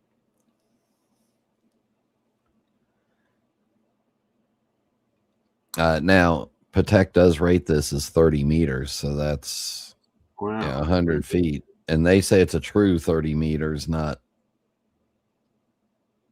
just splash 30 meters. Look, they're only 3,870 meters away from where I'm comfortable in my waterproofs. Let's just Google search. Depth of the Monongahela River. Thank you, Google, for finishing spelling that. Monongahela for you? It has an average depth of 6 meters. Oh, see? I got plenty of room to spare. Yep. I could probably even go to Ohio. Let's see. Is the Allegheny's probably a little deeper. I'm not even sure. It ranges. Oh, wait. It's got the deepest holes are 50 feet. Okay. And near downtown Pittsburgh, the river is maintained for navigation at a depth of 16 to 17 feet. Okay. I'm gold. So you could stand on somebody's shoulders on the bottom of it. And it'd be fine. Very cool. And and Google says the maximum depth of the Ohio is near Louisville, Kentucky, and that's 168 feet. Okay. Average depth 24 feet. I knew that from my geography lessons, that the bigger the river, and when you have a confluence like that, it creates a deeper river down water, downstream. Yeah, because you can't have too deeper. It's really hard for water to move from deeper to shallower. Gotcha. Also makes sense. Gravity, and the earth is round. Is it? Yeah. I don't know. There's some guy saying the world is flat. Yeah. Saw that on I caught a little bit of Curly's show last night. I heard the world is flat. Somebody was saying. That was from JJ's Friday night show with. Yeah. Well, gotta love a good flat earther. Yeah, they make my tinfoil futures go up every time they buy a new hat. It's true. What does Berdeen's have? I haven't looked at watches in my normal places in about 4 or 5 days. Yeah, I haven't. Like I said, I've been sort of stuck on my own watch and loving it. Yeah, well, you just got 3 new ones.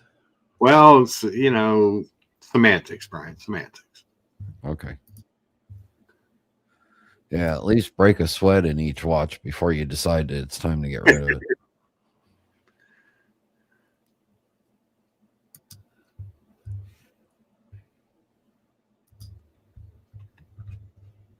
I haven't seen an unboxing from George in a while, except for that Chopard that he got drunk and bought. Yeah. He's been doing some traveling. Yeah.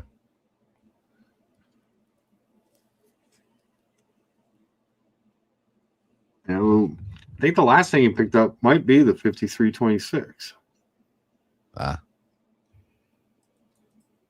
George, if you're out there, we need an update. We need an update. Did I mention our breakfast was delicious? Yeah, you said something about that. Yeah. May have hit that. Let's see where we're at on our upvotes. Nobody cares. 15 upvotes.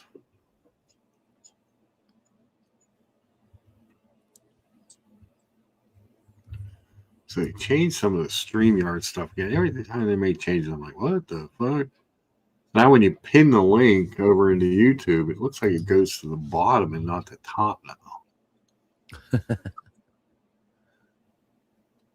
Which is weird.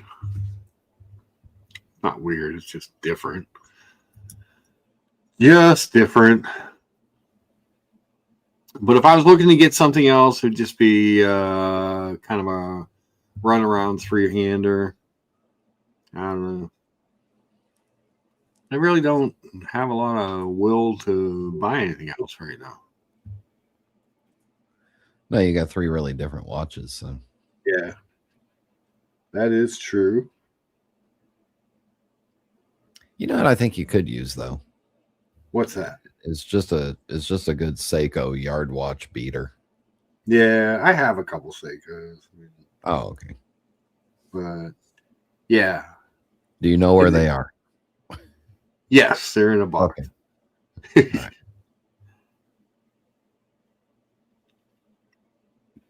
Yeah, those are cool.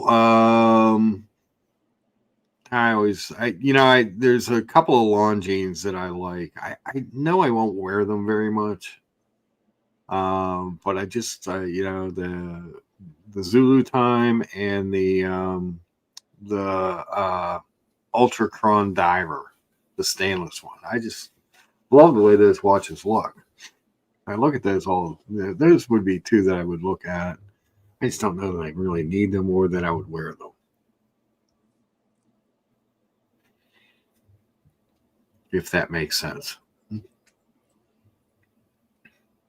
Yeah, I got a couple of watches that I've got to get out of the box more often. Yeah. The Tag Carrera green is not getting worn as much as I thought it would. And I got to get it out and wear it more. That's just all there is to it. It's a beautiful watch. Yeah, it's a little big for me, but that's okay. I act like I'm more than I am anyway. George, how you feeling? From the depths of death. Oh, God, it has been a came to defend your honor, even on death's doorstep. You came to defend your honor against Brian the Pipe. God. George was almost dead, and at the gates of hell, and the devil said, no dentist, go back. Exactly. He said he won't even take dentists down in there. It's worse than hell. Esoteric says he thinks the new Longines divers look too Omega-ish with the mesh. I will tell you one thing that I like about this watch, though. These new Longines they came out with. Did you guys see these new Hydra Conquests? Mark. Yes. Take a look. Hold on. See the standings? Oh, there you go. The Penguins been stinking up the joint here lately. Crosby and Malkin are hurt. That's because Crosby signed a deal with Norcane. Yeah, he did sign a deal with Norcane. The official one. I've been itching, so I heard Brian said I haven't been buying watches, so I have a couple of unboxings for you. I just got. Oh my! Yes. Well, let's make you big. Oh so God! People see you. There goes the last few people. The first one, I couldn't resist. I saw Mr. G. So, okay. The Denison, and I tried on the Piaget, the Andy Warhol one, and I really liked it. So I thought, instead of spending $65,000, I thought I'd just go to Denison and pick up a nice, semi good-looking watch. You know. Oh. Well, I like that box too. Yeah, it's not bad. And then here you are. Oh man, there it is. Yeah, it's not too bad. And like I said, I've been under the weather. I haven't even tried to try this on or even wind it up yet. But it's not bad at all. It's like a traditional, $60,000 Piaget you get for about $700. Yeah. Mm-hmm. And this is the version that won the GPHG actually. Okay. So, anyways, aren't they calling that like a tiger iron or something? Exactly. Yeah. I think you got it. So, and I'm pretty happy with the watch, to be honest with you. I thought it's pretty good for the price, and it came professionally done with this leather or whatever this thing is box. Yeah, I gotta tell you, when I buy watches anymore, I'm always kind of happy when the box is smaller. Exactly. Trying to find places to store these big boxes. I've got to make the short and sweet, Mark, because I've got some stuff to do around the house, even though I'm sick and life is killing me. So here we go. Oh, a green box. Yeah, green I know that box. brand. Yes. But wait, that's a medium size. That is a medium size. Yeah. That's not a George size box. Not yet, but I couldn't resist. This came straight from my AD. Okay. And I got back home, and he calls and he texts me, and he said, "I got something you might like." And I don't have one of these in my collection in this iteration of it. You ready? Okay. Yeah. Here you go. Oh, fuck. there you go. Look at that on the Never oyster. mind. Yep. Yellow gold, black subdial with the golden rings. Now, is this the one you were contemplating that we were talking about a couple weeks ago? You were No, like, not really. no. This was just, yeah, he texted me. When did he text me? On Sunday of last week. There you go. Look at that. That's beautiful. Beautiful. So brand new, it's new. And everything these days, you have to be careful because there are some fake stuff out there. Oh, yep. So just wanted to tell you the date of purchase. There you go. So there you go. 3/22 of 2026. It's all real. It's no fake. There you go. No, there are people running around with people are showing fake watches or have shown. So I don't want to be. That's beautiful, George. Watch Productions. George. That's beautiful. Chris from My Watch Channel. Okay, that's Chris. Yeah. I thought he was My Watch Channel. Yeah. He has two shows. He has two. Chris, do you have two channels? Drop the link. Yeah. And Chris, I'm going to be sending you a message. I think it's time for our get together. There you go. Scott Waxman says, "Just tuning in. That's a stunner, and I'm not really a Daytona." Yeah, they're beautiful watches. My problem with the Daytona is they fit really small on my wrist. What I liked about this, Lucha, that I didn't know? It's it has an adjustable on the Oyster Flex. Yeah. It's adjustable. Mm-hmm. So yeah. It moves around. I did not know that. So yeah, it goes from 7 to about 7 1/4. So which is perfect for me. Awesome. Yeah, the glide lock system. I don't know why they don't put it on everything instead of the goofy easy link, but like on this one, hold on 1 second. Oh, 1 second. So I have this one where it pops up like that. You can actually adjust it while on your wrist. But in general, the glide lock, I think, is the best feature you can get on a Rolex. It's so convenient, especially here in Pittsburgh where it's hot, cold, it could be humid, could be dry heat, could be whatever. Your wrist just fluxes, and I use it all the time. I used it today. Yeah, when we were sitting here doing the show, my wrist was a little swollen. Excuse me. You could minimize me. Same channel. Okay. Same channel, same IG. Yes, George, anytime, buddy. Yeah. Okay, Chris. I didn't know. I apologize. Because I always try and spruik your stuff. I like your videos. So cool. So check out Wild Watch Productions, formerly My Watch Channel. I guess I'm still subscribed. Very cool. The glide locks on the MTS replica sub is broken. Yeah. Yep.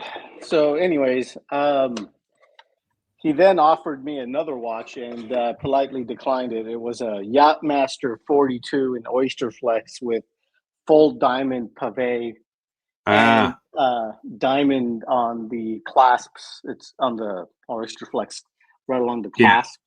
$172,000, and I said, I'm going to have a hard time explaining that to my son when I tell him that his dental school tuition has gone to a watch. Well, he'll understand. yeah. So, anyways, those are the two. But you know what though? I'm gonna be wearing my Denison today. I haven't worn this at all, so I'm gonna try getting this back out, just showing the. Yeah. Yeah, I think for, like I said, about $695, I think you could do worse, right? I mean, for $695, you could do a lot worse. Right? Yeah. I like that one. I hate the one with the side by side dials. That one I don't care for. But the regular one, I'm like, it's good. It's a nice looking watch. If you like that kind of watch, it's perfect. Well, what happened to me was I went to Piaget and I tried on the Warhol. Okay. Right? And I was with another member of the watch community, and we tried it on. And I'm like, damn, this looks so nice. But it was like 60,000 some odd dollars, Oh.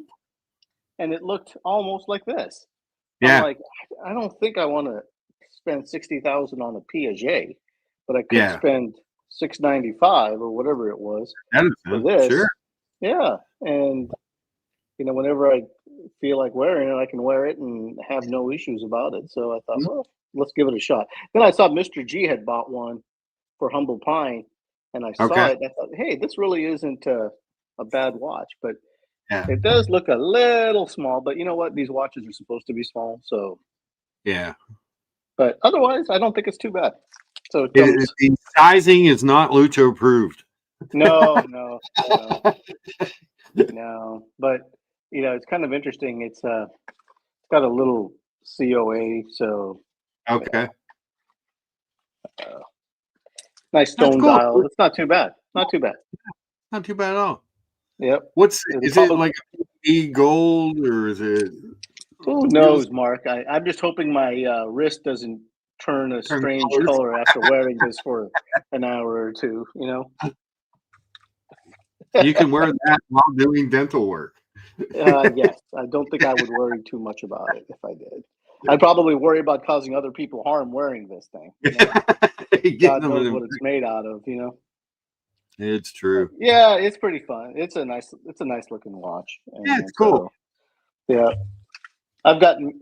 I'm pretty sure in about a few weeks I'll find that I made an error and I'm going to try to unload it, but not right now. And for $695, oh well. What do you do? Chris says Dennison is a great fun piece. Stone dials look good. Wear them without much worry. Yeah, absolutely.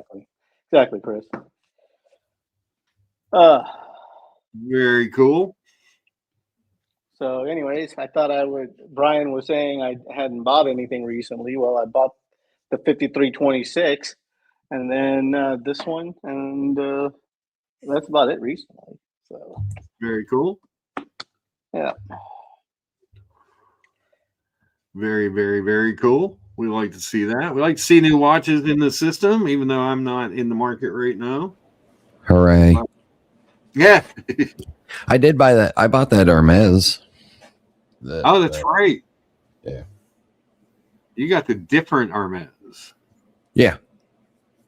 The Arceau Luna Grand Calendar or something. Stuff. Man, wow, look at that. Yeah, that's cool. I just I can't help it. I have been very, very, very happy with this one. George, you know what impresses me about Mark with this watch? It's only got one knob on it, and he really loves it. I know, right? It makes up for it in girth. It makes up with it being almost 18 millimeters thick.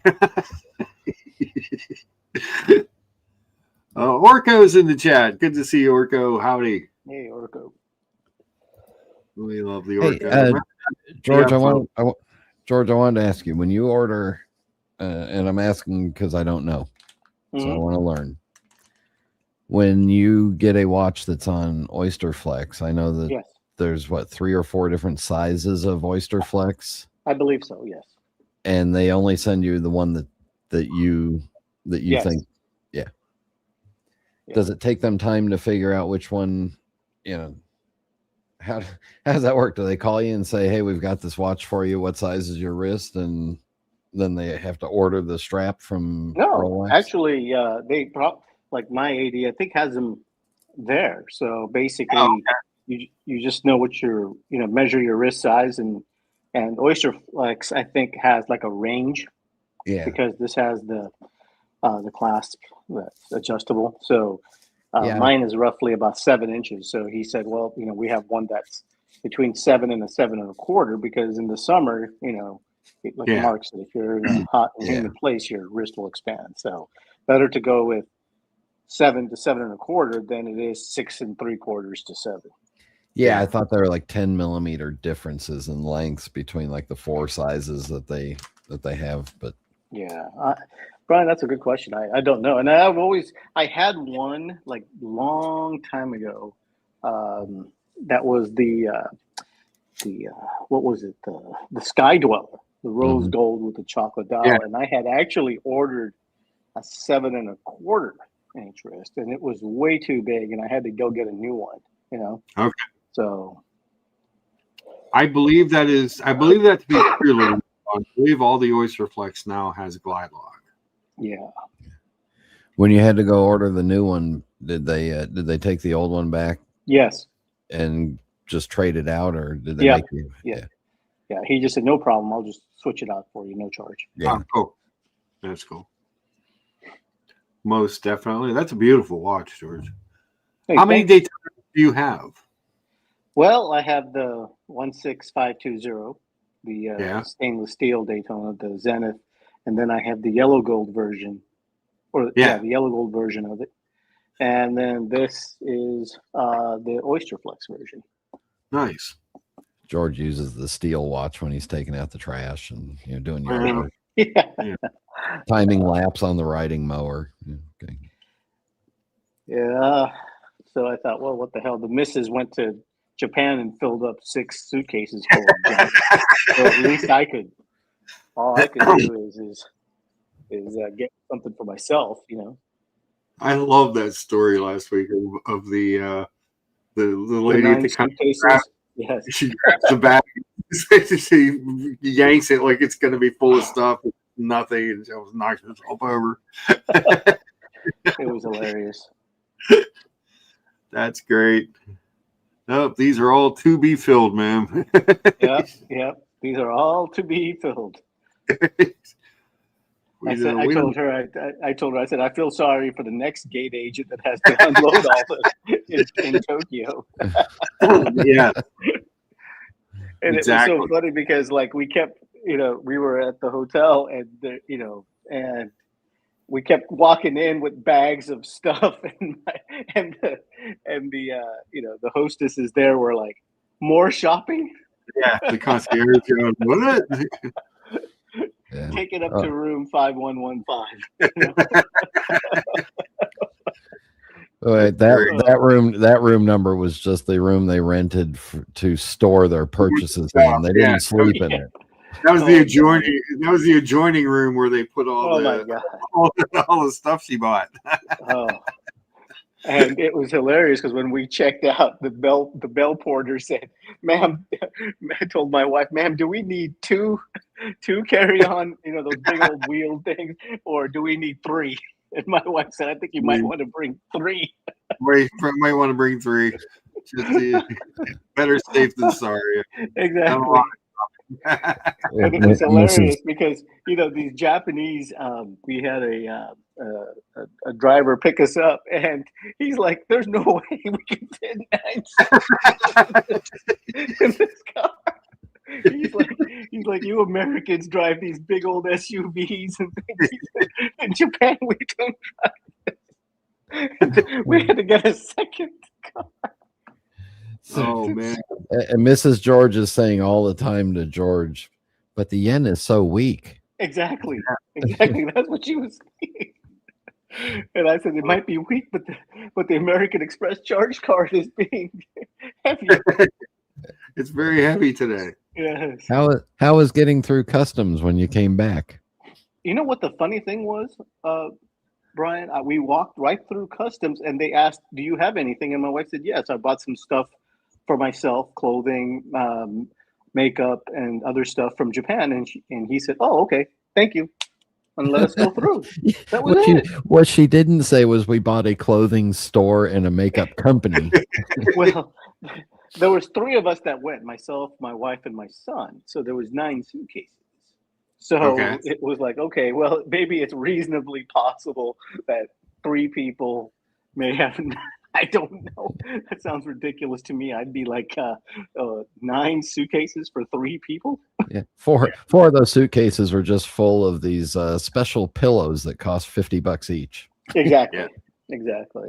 And it was. But I tell you the interesting thing. Have you been to Japan, Brian? Have you? No, not yet. Oh, okay. No. Oh, you would love it. It's such a watch haven. It's unbelievable. In fact, I was saying to Mark, if there is a watchmaker and they don't have a presence in Tokyo, then you're not a watchmaker. You know? Yeah. You really aren't. And like Ginza is like the best shopping you ever want to see. Trust me, my wife pretty much knows it by heart. And you know, Shibuya and Shinjuku and all these areas are just crazy. And the Japanese love designer clothing. Yeah. Okay. And designer anything, to be honest with you. I told Mark I tried on a Creedor. I never had a chance to do that. And I tried on a Grubel 4C. I tried, nice. There was I was telling Mark, we went to this department store. It's pretty much like South Coast Plaza inside one department store, and they had RM in there. Yeah, is that Mitsukoshi? No, Isatan. Oh, yeah. Interesting. Liberty Spot says, don't they have a Disney in Japan also, Brian? 2 birds, 1 stone. Yes. It's definitely on my list. My surprisingly, my favorite pipe maker ever is Japanese. He died 2 years ago, but his family has said I always have an open invitation to come and visit them. And nice. They live about an hour outside of central Tokyo, which I guess is still part of Tokyo because Tokyo's so freaking big. Oh, no, it's crazy. It is crazy. Outside our hotel, we had such a wonderful view of the place. It's just beautiful city, very clean, and very well kept. No graffiti anywhere, Yeah, what's no homeless. Well, there was a couple. There was a couple that we did see. That was over by the train station. We did the famous Shinjuku crossing. I don't know if you guys ever heard of it, but it's basically like it's a map. It's like the largest movement of people at one time in the world. Oh, that's what you were saying. Yeah. Yeah, it's unbelievable. And people gather up and they take videos of it. Yeah.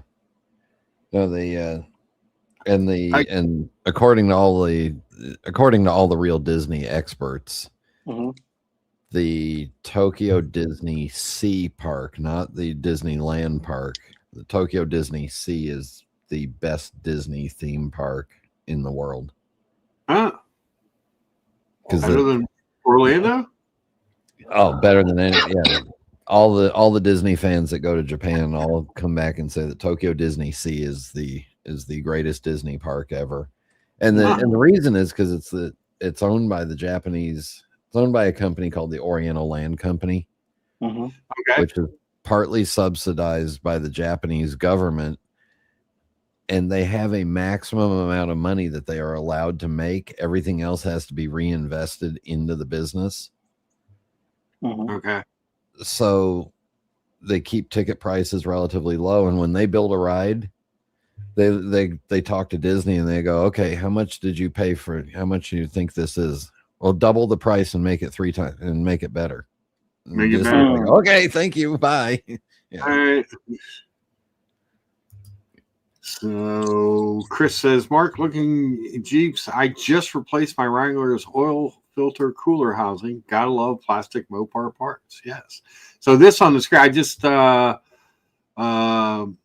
we sold the Wagoneer S I was driving, so now I'm driving a new 2026 Jeep Cherokee Overland. We now pause for this promotional message brought to you by South Hills Chrysler Jeep.net. South Hills Chrysler Jeep.net, your source for all things Chrysler Jeep in the greater Pittsburgh area. And now back to our show. Thanks, Brian. That was pretty good, Brian. Thank you. That was really good.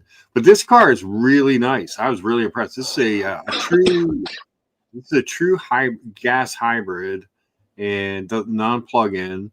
And it's bigger than a Compass, smaller than a Grand Cherokee, but it rides really nice. It's super quiet. The interior is just like the Wagoneer S, which was a really nice interior. Just a cool ass car. I was actually really impressed. I try and take something that's a little. Try not to get anything super tall because in case I got to run mom to the hospital or something, some kind of mom emergency, she can't get up into those bigger Jeeps where I can load her into one of these pretty comfortably. But yeah, they did a really nice job with this car. Very impressed. What's the sticker on something like that? This is $44,995 MSRP. Really? Yeah. That only includes 4 seats, Brian. It doesn't include anything else. Well, I'm wondering, all right, how much is it if it doesn't break down in the first 1,000 miles? Oh, 80? Brian. Oh, sorry. By the time you add brakes and the accelerator and the gear shifter and the steering wheel, you're looking at about $80,000 out the door, Brian.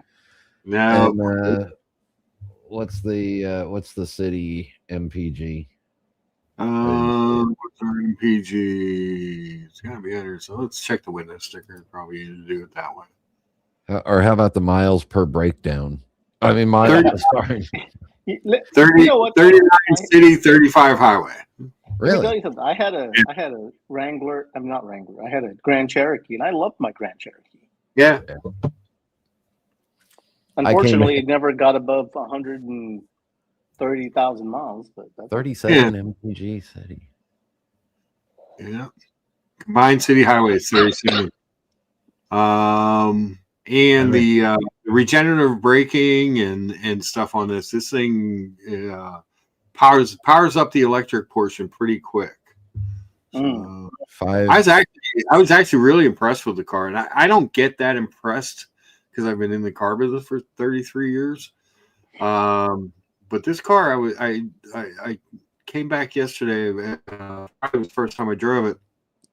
And at our meeting Saturday, I was telling the guys, I'm like, this is going to be a winner. Once they put a program on it, put some kind of lease on it, we're going to sell a ton of these.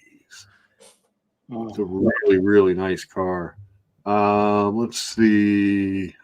That's about what we're looking at for a pre-owned, for like a 2-year-old hybrid SUV from either Lexus or Audi. And I may take the wife over and see what she thinks of them. And then, of course, we'll call Mark. Yes. Scott Watkins said, traded my 10-year-old Ram 1500 in January for a 2500 Bighorn with the 6.4. Love it. My 5th Ram since 96 and the best one yet. Love the 6.4. 6.4 is great engine. He said he had the Cummins, the V10, the 5.7, 360, but the 6.4 8-speed combo is great. Chris says that was a pro advertisement reading there, Brian. Thank you. Scott, my Mini will fit in the bed of your truck. It's true. Mark also guarantees that any trade you do with him will be like you had nothing to trade, says Liberty. Yeah, there's often times I go to appraise a car and I'm like, this car isn't worth as much as my watch. Oh, jeez. So I went to our Red Bar, our local Red Bar event last night. Okay. And I brought 6 watches in a box and then one on my wrist. Mm-hmm. And I drove the Mini, and the Mini is 10 years old and 100,000 miles on her now. Yep. Yeah. The inside worth more than the outside. Yeah, I mean, I had the Aquanaut and I had a Patek 5960, and then 2 Rolexes and a couple other shitters, and that was objects inside the car are worth way more than the car. Scott got a better trade on his 16 Ram with 82K than he expected. Yeah, there's a little bit of a shortage of used cars again. Next month on Washington Coast is a big weekend-long Jeep rally I'll be attending. Jeeps go topless for clean shores. Ocean Shores, Washington. Yeah. We have a lot of Jeep events around here because Butler County, where Trump got shot, is where the Jeep was invented. Did he really? Well, the Earth is flat. That's what that guy said. The guy was trying to convince me that the Earth is flat. I wish it was flat. That would be cooler if he could fall off. Because there's some people I'd like to push. Hey, George, you know where the sound stage is in Studio City where they filmed the moon landing? Yeah. It's right over there by the edge of the Earth. Right. My 2016 Ram, no mechanical issues at all in 10 years. Most reliable vehicle I've ever owned. Cool. Well, you like to hear that. But yeah, so I thought I'd show that Jeep because I thought it was cool. I also wanted to show these because I think these are kind of cool looking for what they are. But so they revamped the Hydra Conquest line. And somebody said it's a little bit like Omega Ajace, which I can see with, especially on these mesh bracelets, where you would say that. But I will tell you, there's two things that this watch has over an Omega SMP 300. So when you get the mesh bracelet Omegas, you get an aluminum bezel, whereas this one has a ceramic bezel. And this one also has, it doesn't have that goofy clasp that you get on the Omega. And Brian, this has over 100 reasons why it's better than any IWC. Go ahead. Yeah, but it's got one reason why it would never be on my wrist. Swatch group shitter. You got it. But it's a very adjustable. It's like the Legend Diver mesh, where you can take out links. But this one also has a better clasp than the Legend Diver, and it has a micro adjust in it, which is kind of cool, which you don't get on the Omega mesh. There's actually advantages to this watch over the Omega, and you guys know how much I love Omega, but geez, I don't know who that guy is. Does anybody know who that guy is? He must be some sort of ambassador guy since they show him twice. That's me with hair and makeup. Oh, nice. Well, you clean up well. Well, yeah, there's a little photoshopping on the body parts too. But with a with the ceramic bezel and the micro adjust, I actually think that, and I think these things are like $2,400-$2,500. There's a lot of value in that watch. There really is. 300 meters worth of water resistance. If I was employed at the Swatch Group right now and had any, which would be suicidal for me anyway.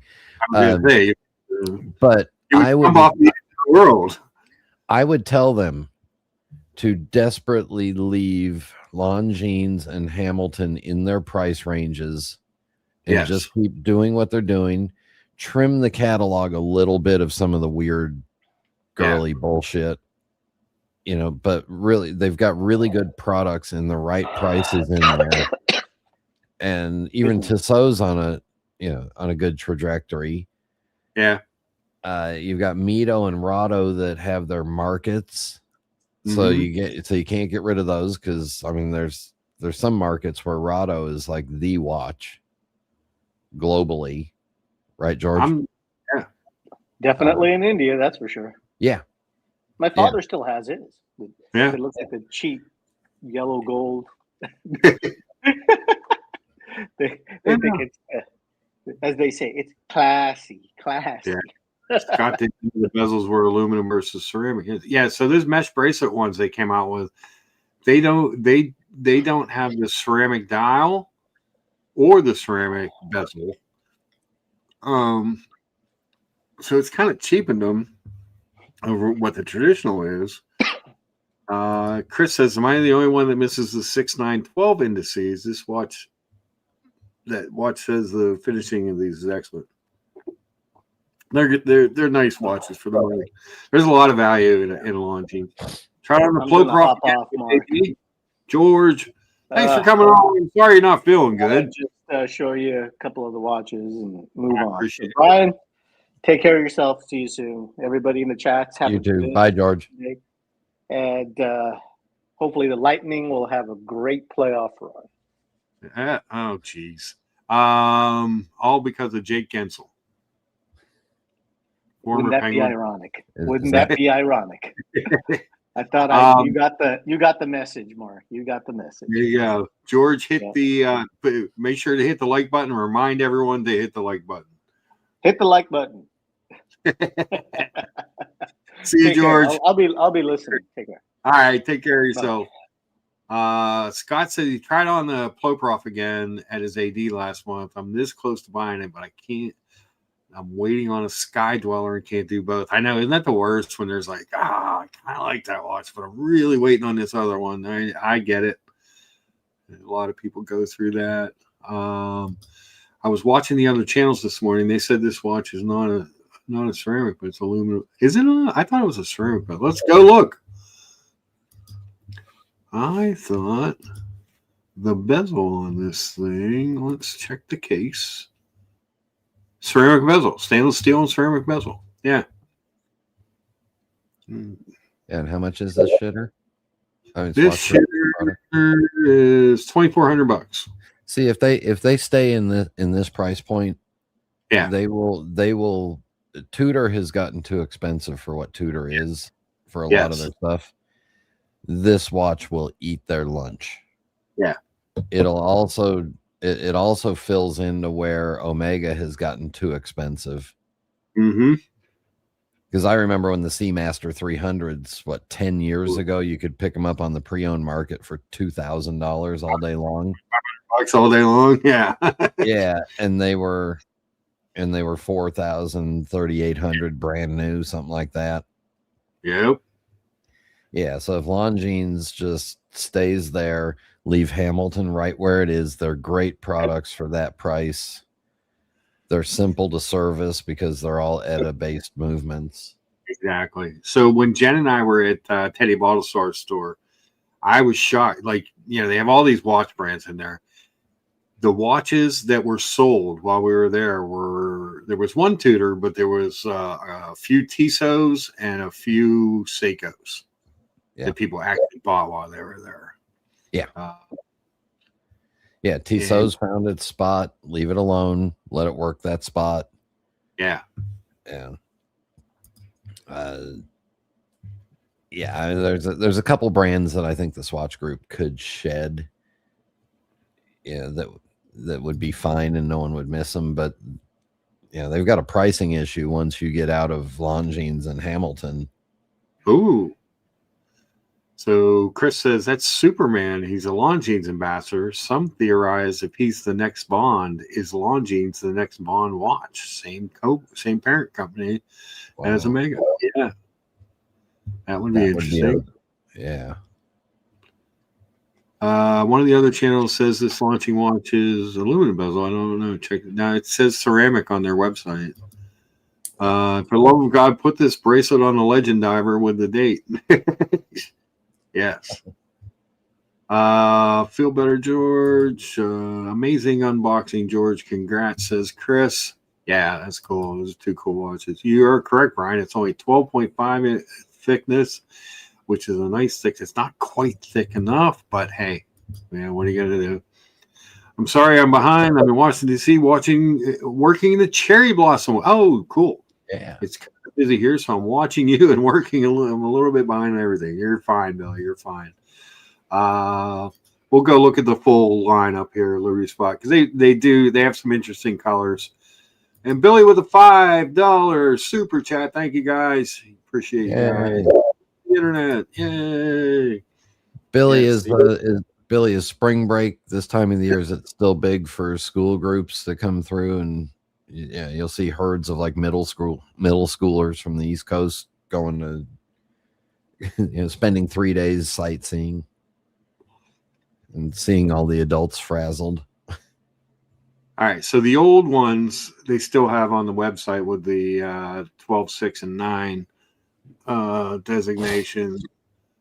but that's just, to me, that's just tired. You know what I mean? They've done that for so long.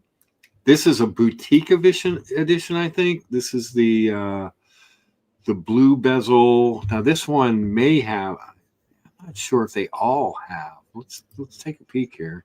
Yep, ceramic bezel. Yeah, it's ceramic bezel in this one too. But that's the ice blue boutique edition. I like, there's a gray one. Where is it? This one?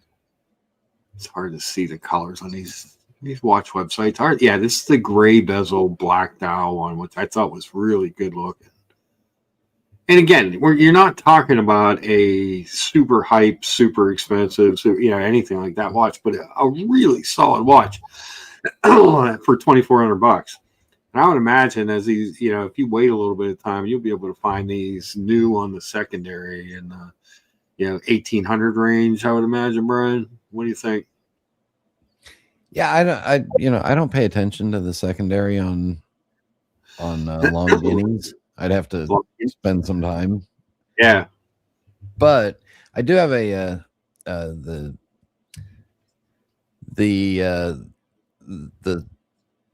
guy that did our remodel here. Yeah, he and his grandson run the business. Mm-hmm. And his grandson is 22 and really interested in watches, so I've taken him under my wing a little bit. And I've pointed the PRX kid. Yeah.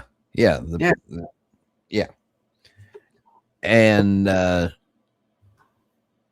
I've targeted him for his next watch to go towards Longines because it's a significant step up from a Tissot PRX, and you can get something dive worthy, swimmable, Florida worthy, colorful, and he doesn't have to spend more than a couple $1,000, and you can find them on sale all the time. Oh yeah, absolutely. Yeah, that's great. Billy says the city is packed with and all the buses, and Easter is next week, and also this week is cherry blossom.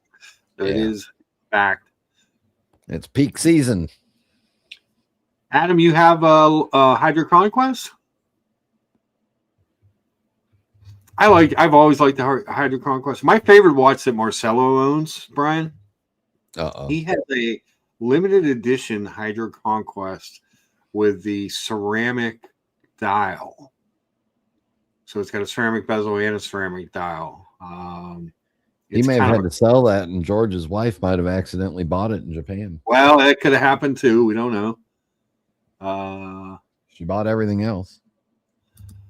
Reviews I've seen on these say the mesh, and especially the class, is superior. I think you mean superior to Omegas. It is. So I've had the Legend Diver with this same bracelet, and it's a stout piece of mesh, and the clasp is better, and it has removable links, so you're not tucking under like you do on the, that thing tucks under on the Omega, Brian, on the Bond than the mesh ones. Because this doesn't do that, it actually wears better on the wrist. And now that this one actually has a micro adjust in it, that's just great. Because it was a nice bracelet to begin with. I'm a big fan of these, especially for entry level people. Let's face it, not everybody's out buying a Rolex Omega Patek, for their first watch. You got to start somewhere. And I always thought Longines was a great place to start. I think there's a lot of value there, and a name. You're getting a name as well, and sometimes that's important in the watch stuff.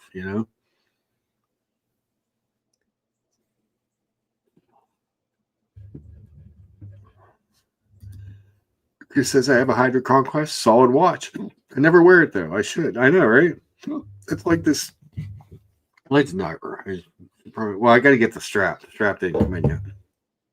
But once the strap comes in, I should, because these are cut straps. I got this from my Omega. That was part of my deal that I made. But these watches are great for the money. Yeah, the other brand that I've recommended that he target, because there's a dealer locally as well, is Doxa. I love Doxa. Did you were on the other day? What did you think of the new Sub Series 2 or whatever they're calling it? The 200. That black, the DLC black one. Yeah. I with the red face. Yeah, I really like that. That fits a whole bunch of holes in my collection, and it's not all that expensive for. Yeah. I'm gonna go head over. Oh, there it is, right there. Hold on. Boom. Okay, well, where is it? I didn't want to put it in my. Did I put that? Did I somehow put that in my cart? Hold on, Mark. You're buying. Okay, there you go. You're good now. Shopping cart's empty. Oh man, here it is. Yep, there it is. That's a cool watch. It's a good looking piece. Yeah, I love Doxas. They're kind of simple. They're not super expensive, but you get a good quality watch. And this sub 200 case, I've always enjoyed the case. So this one being a little bit bigger, I was very happy about. Obviously, still not big enough for you.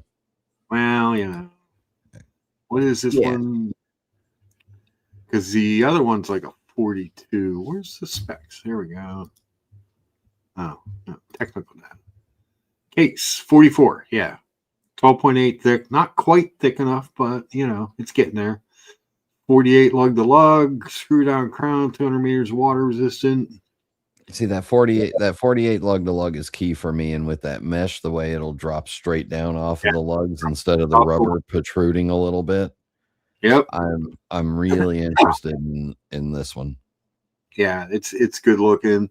I love this retro shark hunter, vintage shark hunter. I'm sorry. Mm-hmm. I think this because I've always gravitated towards the shark hunter dial, that black dial one, but this one really kind of pops with that fume effect. Yeah. No, I just like I like the color of that other dial. It's not like anything else I have. I like the DLC coated black, all blacked out, and it just fits a whole bunch of holes for me. This is a little bit more in the I've got something else, been there, done that kind of look for me. Yeah, it's cool. I really impressed. I love Jackie, who comes on has come on twice now on the JJ show, the Tuesday night show with us. Is a lot of fun and brings a lot of energy to her products, so that's always good to see. But yeah, I thought these were these two releases, this one from Doxa and the one from Longines, I thought were pretty cool for that kind of like looking to get into watches, for a great starting point. Oh no, Billy, I'm sorry to disappoint you, but I've always worn big watches, but now I'm into smaller watches. I like the 39 millimeter. Fits me perfect. I've had many 44s, and I'm too old for them now. Oh, Billy, you're breaking my heart with that. Man, losing another guy off the big watch count chain, I mean, what the heck? He's falling victim to the skinny-wristed rat bastards. As you get older, your quality watch has changed, at least for me. Oh man, I'll tell you the other thing. Billy, don't feel bad. Don't feel bad. Mark changes his watch collection every 3 weeks, so it's true. This part is true. Now, Ryan, what did you think of the Observatory Constellation series they came out with? Whoops, I don't give a flip, and it's even better that you're not showing it on the screen. Oh man. Yeah, I wasn't who cares? Yeah, see, that's kind of what I said. And I'm a mega fanboy, but I don't know. It just for me, for the US market, this does nothing. There might be other markets where this has got some interest, but the last person that I know that had any one of these died 20 years ago. Yeah, there you go. I mean, it's nicely constructed and everything. This doesn't speak to me at all. Yeah. But they needed to do something for the Constellation line because they just haven't done anything in forever. I didn't know that the Constellation box came with the observatory on it on top. Yeah. How much is one of these? Well, let's pull one up here. $10,900. Yeah. Yeah. Yeah. I hear what you're saying. You hear what I'm grunting? Yes. And you get a whole 30 meters or 100 feet of water resistance.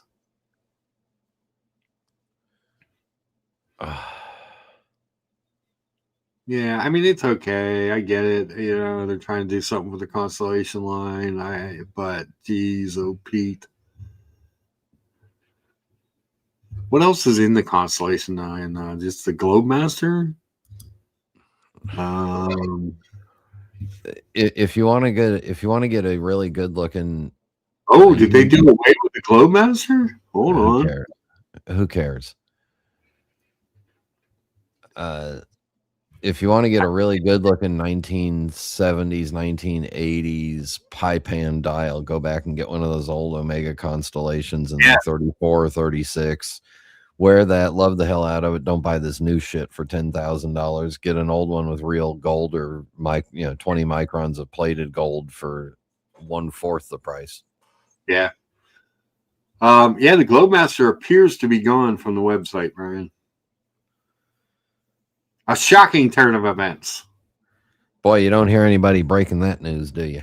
No, you don't. No, you don't. Pepsi's discontinued now. No, Globemaster Constellation. Now we're talking big time. Now we are talking. Yeah. Yeah. What's this full gold one? This full moonshine gold one. 59 grand. Jeez, oh Pete. Why would you buy that and not a date? What? I'm sorry. How much is this? $59,100. That's insane. Oh my God. And again, a mega fanboy, big fan of the brand, but I don't like where they're going with their pricing. That's for sure. This is $20,000 more than that JLC. Yeah. On the nicer mesh bracelet. Yep. Oh my God. Yeah, that's what I just said. They should change the name from Omega to Oh My God. I'd rather be sodomized by a herd of elephants than buy that watch. I'd make more money off of it too, because the story afterwards would be fantastic. Does Disney still have a safari park? Yes, they do. Oh my! So they still have all these old ugly constellations. These are very 90s looking. I remember in the 90s there was one. In fact, I think it was even a quartz chronograph. Let me see if I look this thing up. Hold on. There was an Omega Constellation.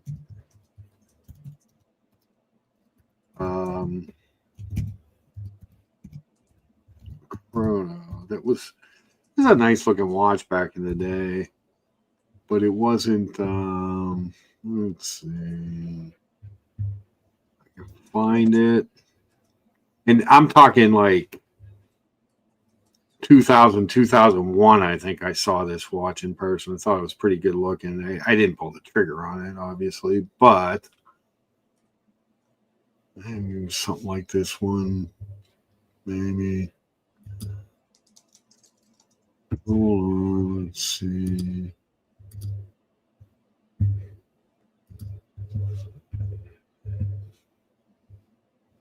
It was similar to this one. I don't think this was the first. This was the exact one, but it was similar to this.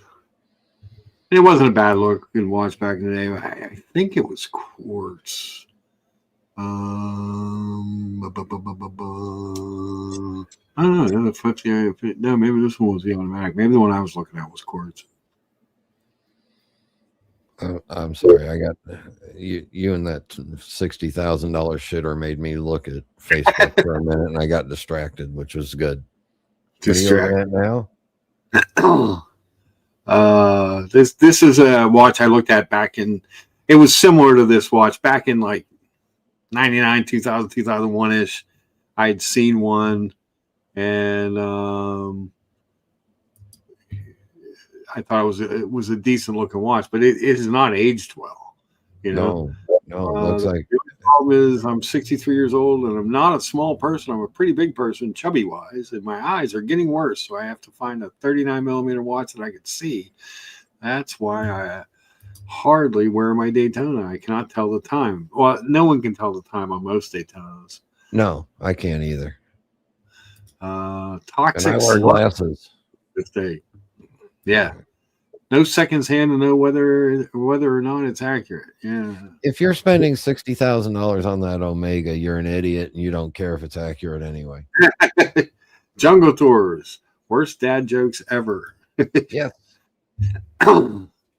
So yeah, but the Constellation, the standard Constellation line is nasty. You know. Now I do like what they've done in the, let's go here, in the Planet Ocean line, because these new Planet Oceans are really nice watches. But if you look, there's only a few rows of Planet Oceans now instead of 150 different variations of the thing. And most of these variations that aren't the new one are the Ultra Deeps. It's like the kind of the equivalent of this watch. Well, you're either going to go ultra deep or don't go in. There you go. But that being said, I always like this one. And it's very similar to what I'm wearing right now, but I always like this iteration of no date. The 36912 is kind of cool looking. The strap and the bracelet and the clasp are cool on it. It's a cool watch. It's not as nice as this watch. It is bigger though. It is 45 and a half. So it is bigger. I think it's thicker too. Oh. Well, they had to make it bigger and thicker. Yeah. Yeah. 18.2.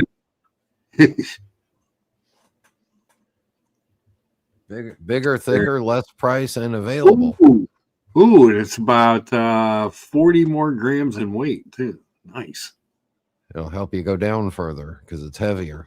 Make it fast. Make it a faster trip to the depths that watch is good to. And isn't that really what it's all about, Brian? Absolutely. Whatever you say. But yeah, I thought I was a big fan of that new Doxa and the new Hydra Conquest. I thought that they just did a really nice job of those. And like I said, when you're talking anywhere from, you know, what's the Doxa, like $1,800 to 24 on this. I mean, those are two pretty quality watches for that kind of entry level price point, and they don't look cheap. They both have a certain amount of quality to them, a certain amount of gravitas with the name, and they you know, certainly a lot of eyeball. Yeah, this Longines is a yes for me. The Omegas are a no for me, dog. They're all no's. Those Omegas are all no's. Yeah, breaks my heart. Yeah, I just can't cotton to that. Sorry. No. Who could? I do have to look and see though. I've been eyeballing a couple of watches on the Real, and I forgot to check in and see how they're doing. Here's my Nashville hot wings again. Delicious and spicy. Just like lovely. Me. Yeah, just like Brian. Delicious and spicy. Oh, lovely treat. Man, we are coming up on 3 hours, Brian. Yeah, kill it. You've already talked about a $60,000 Omega. Yeah, really. Hello, Tan. How are you, sir? Good to see you as always. Is that Bonsoir de Tan? Yes. Yeah. I haven't seen the other Tan in a while. I don't know where he's hanging out. Canadian Tan. Yeah. Well, I think the snow's melting, so they're coming outside now. It's starting to come out again. Yeah, you can get the Lambo out. There's no snow. Yeah. 21 upvotes. Thanks, guys.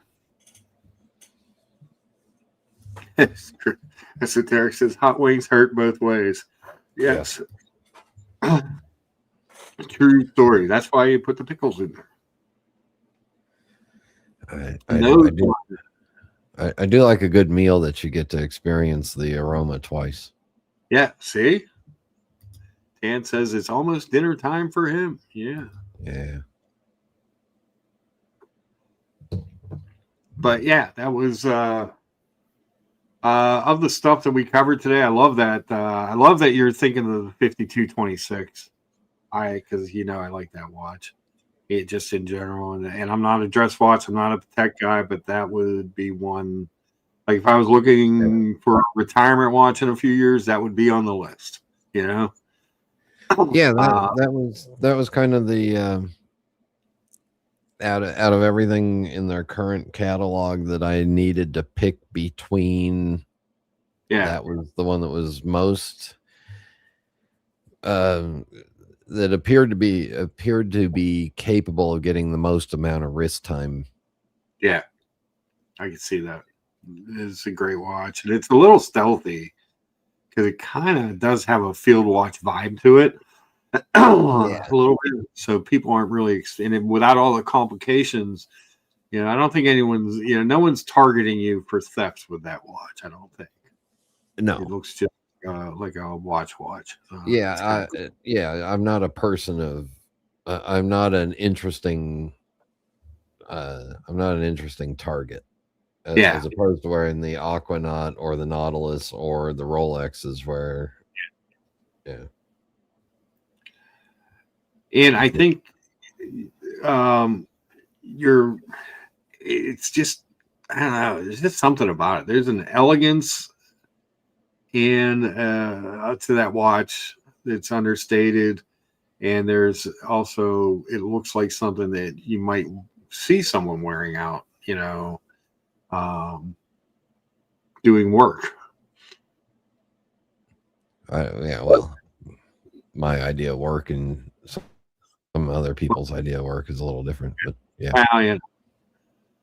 You got to schedule those appointments for the guys to come out. Yeah.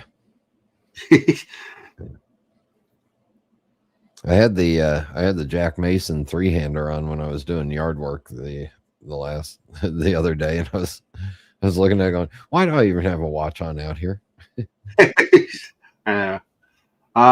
Tan says I've tried a few weeks ago the blue version of 5328G. I'll pull that one up.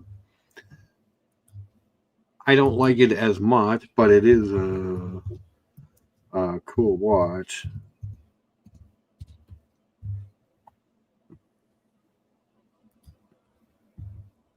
Boom. Ooh, are you going to share it? Yeah.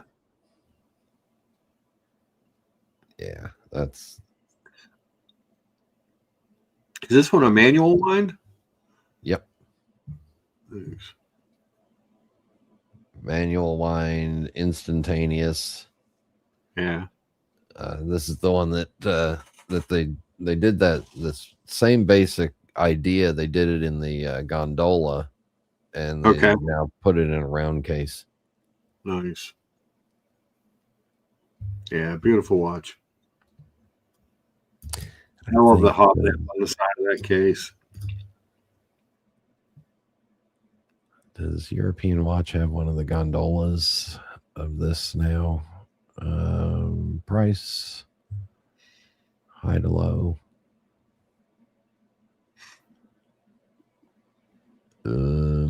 These gondola, the manual line gondolas that had this complete calendar set up in them were really cheap for a while, and then they just took off in the last year or so.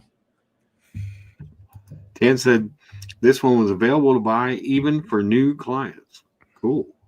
Yeah, but look how much it is. How much is it? Yeah, look how much it is, Mark. Go ahead. Am I gonna be 78 grand? Yeah.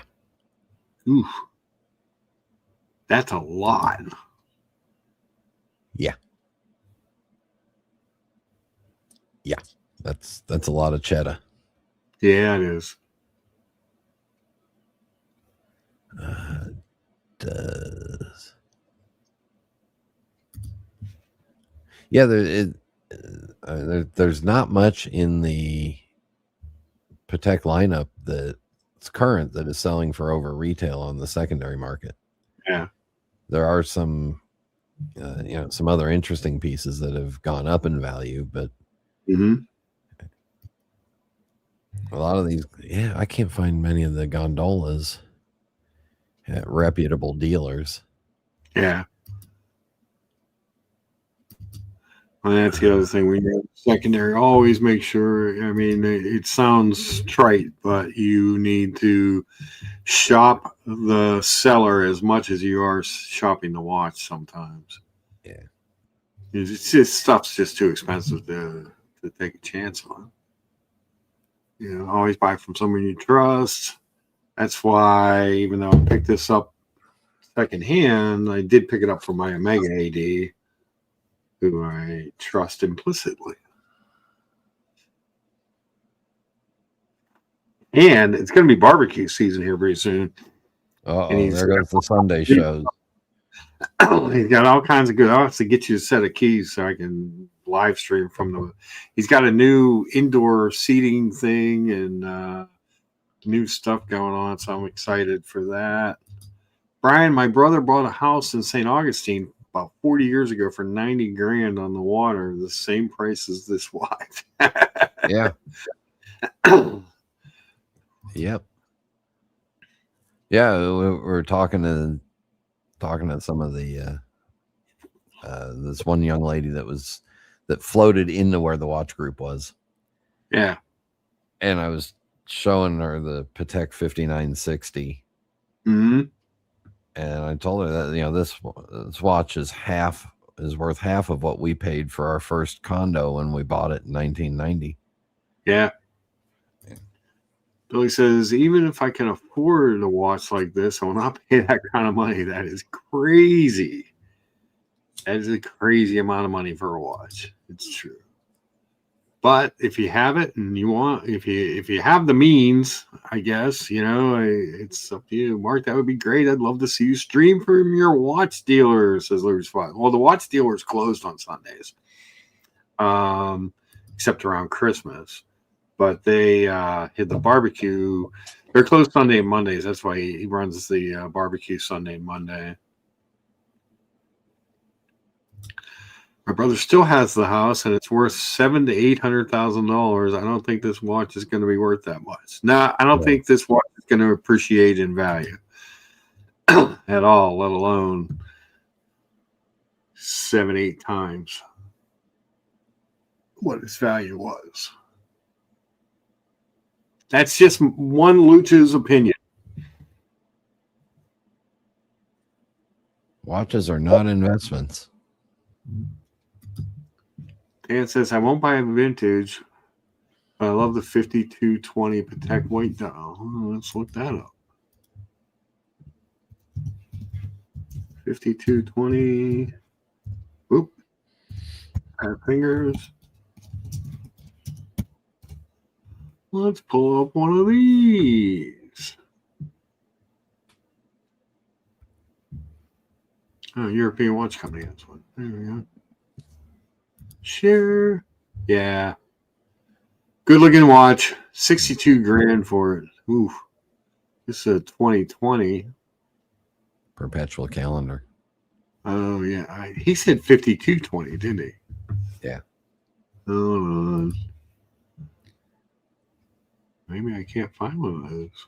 Stop falling victim to Google forcing you to. Yeah. Here's one. It's black though. I'll pull up the black dial one because I don't see a lot of references for this in the white. Here's a 5220 alarm travel time.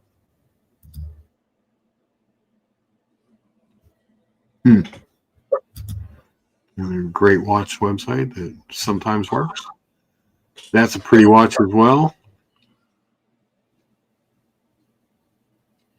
Do you prefer a month to be the month written out, or like this one where it has the number for the month?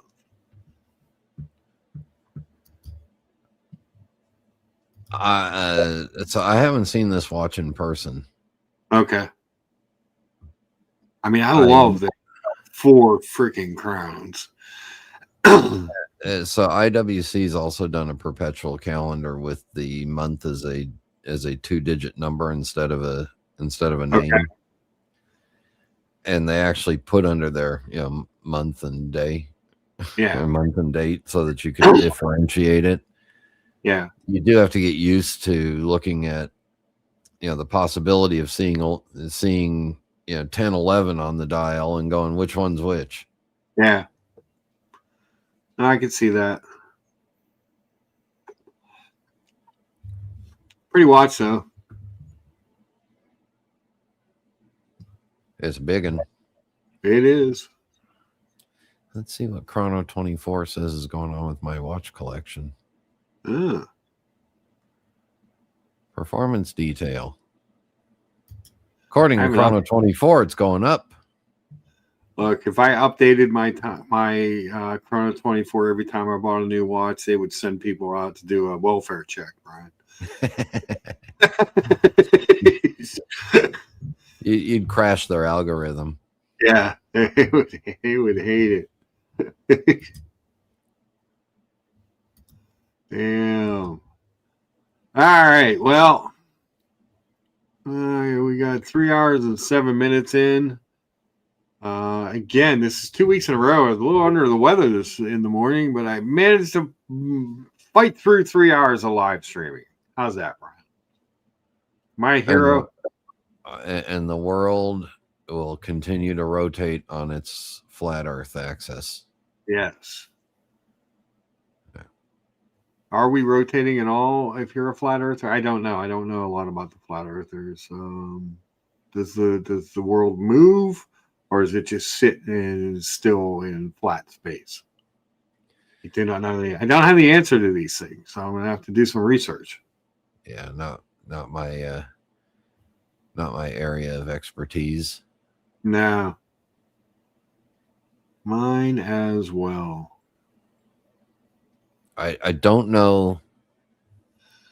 Here's my question. Okay. I don't know what difference in my life it would make if we proved if the Earth was flat or round. True. What would it matter? Fair. It's fair point. That I've been lied to all along? Okay. All right. Won't shock me that I've been lied to before. Yeah. Not the first time. Lied to again. Yeah. Not the first, not the last. Yeah. Like, okay.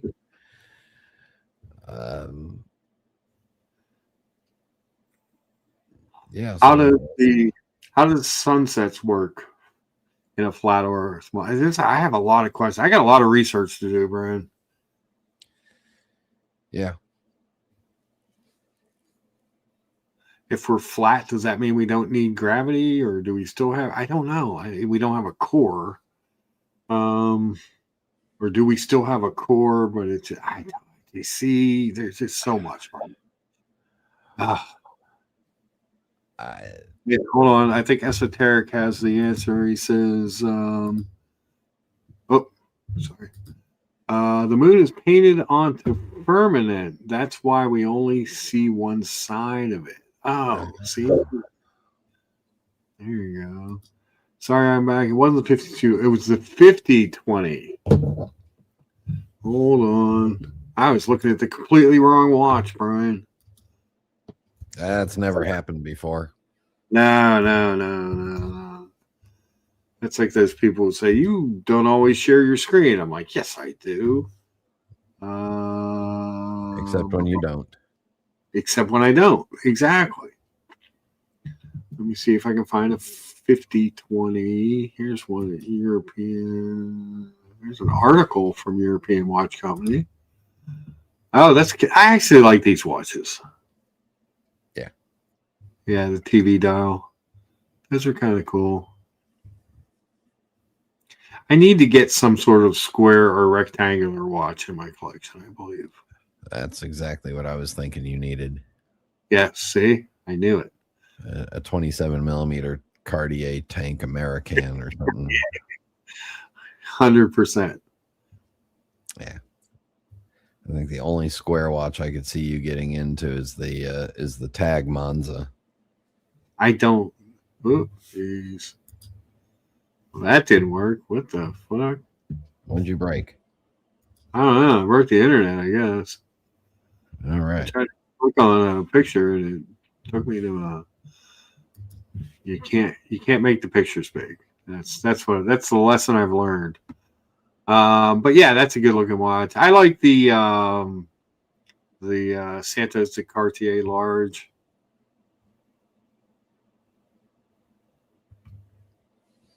That's not really a square watch. It's not? No, it's got rounded off edges. Oh, there you go. Not truly square. Then I would be remiss in my square watch buying, I guess. Yeah, it's a fake square. But that's a good looking watch. That 5020 is a good looking piece.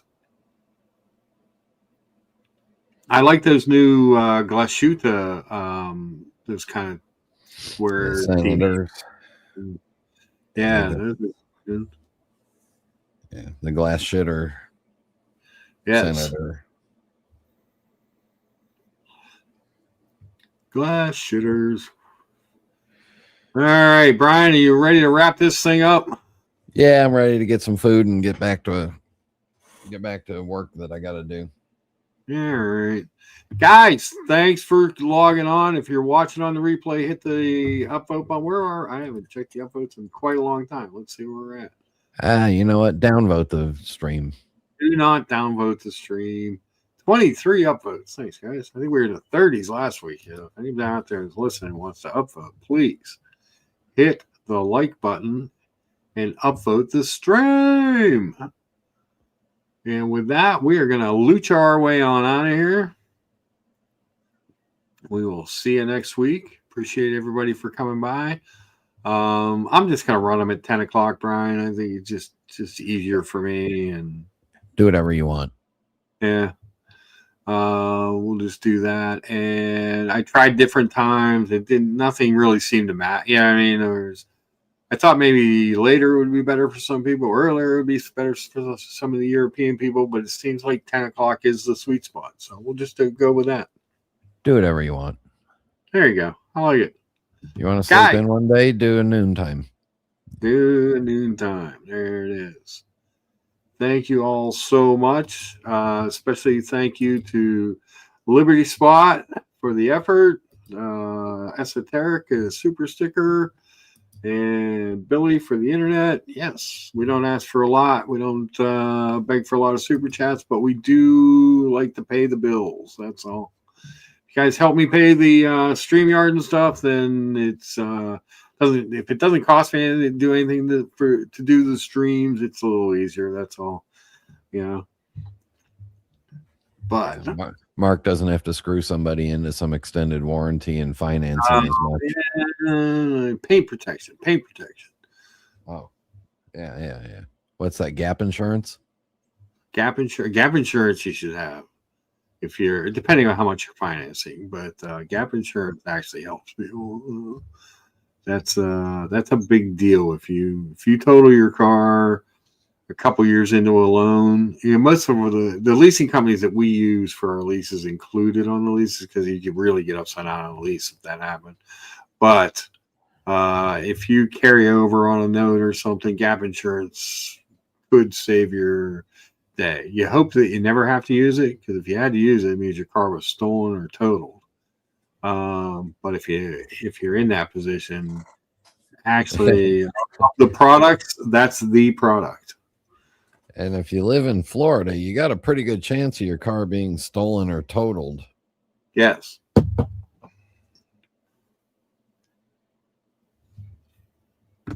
Liberty Spot says, Mark, you need to cry about it more. Put a little effort, like you're from Coney Island. Tell everybody you'll be poor if they don't super chat. Yes. I'll have to go paint doors at the car dealership if we don't get enough super chats.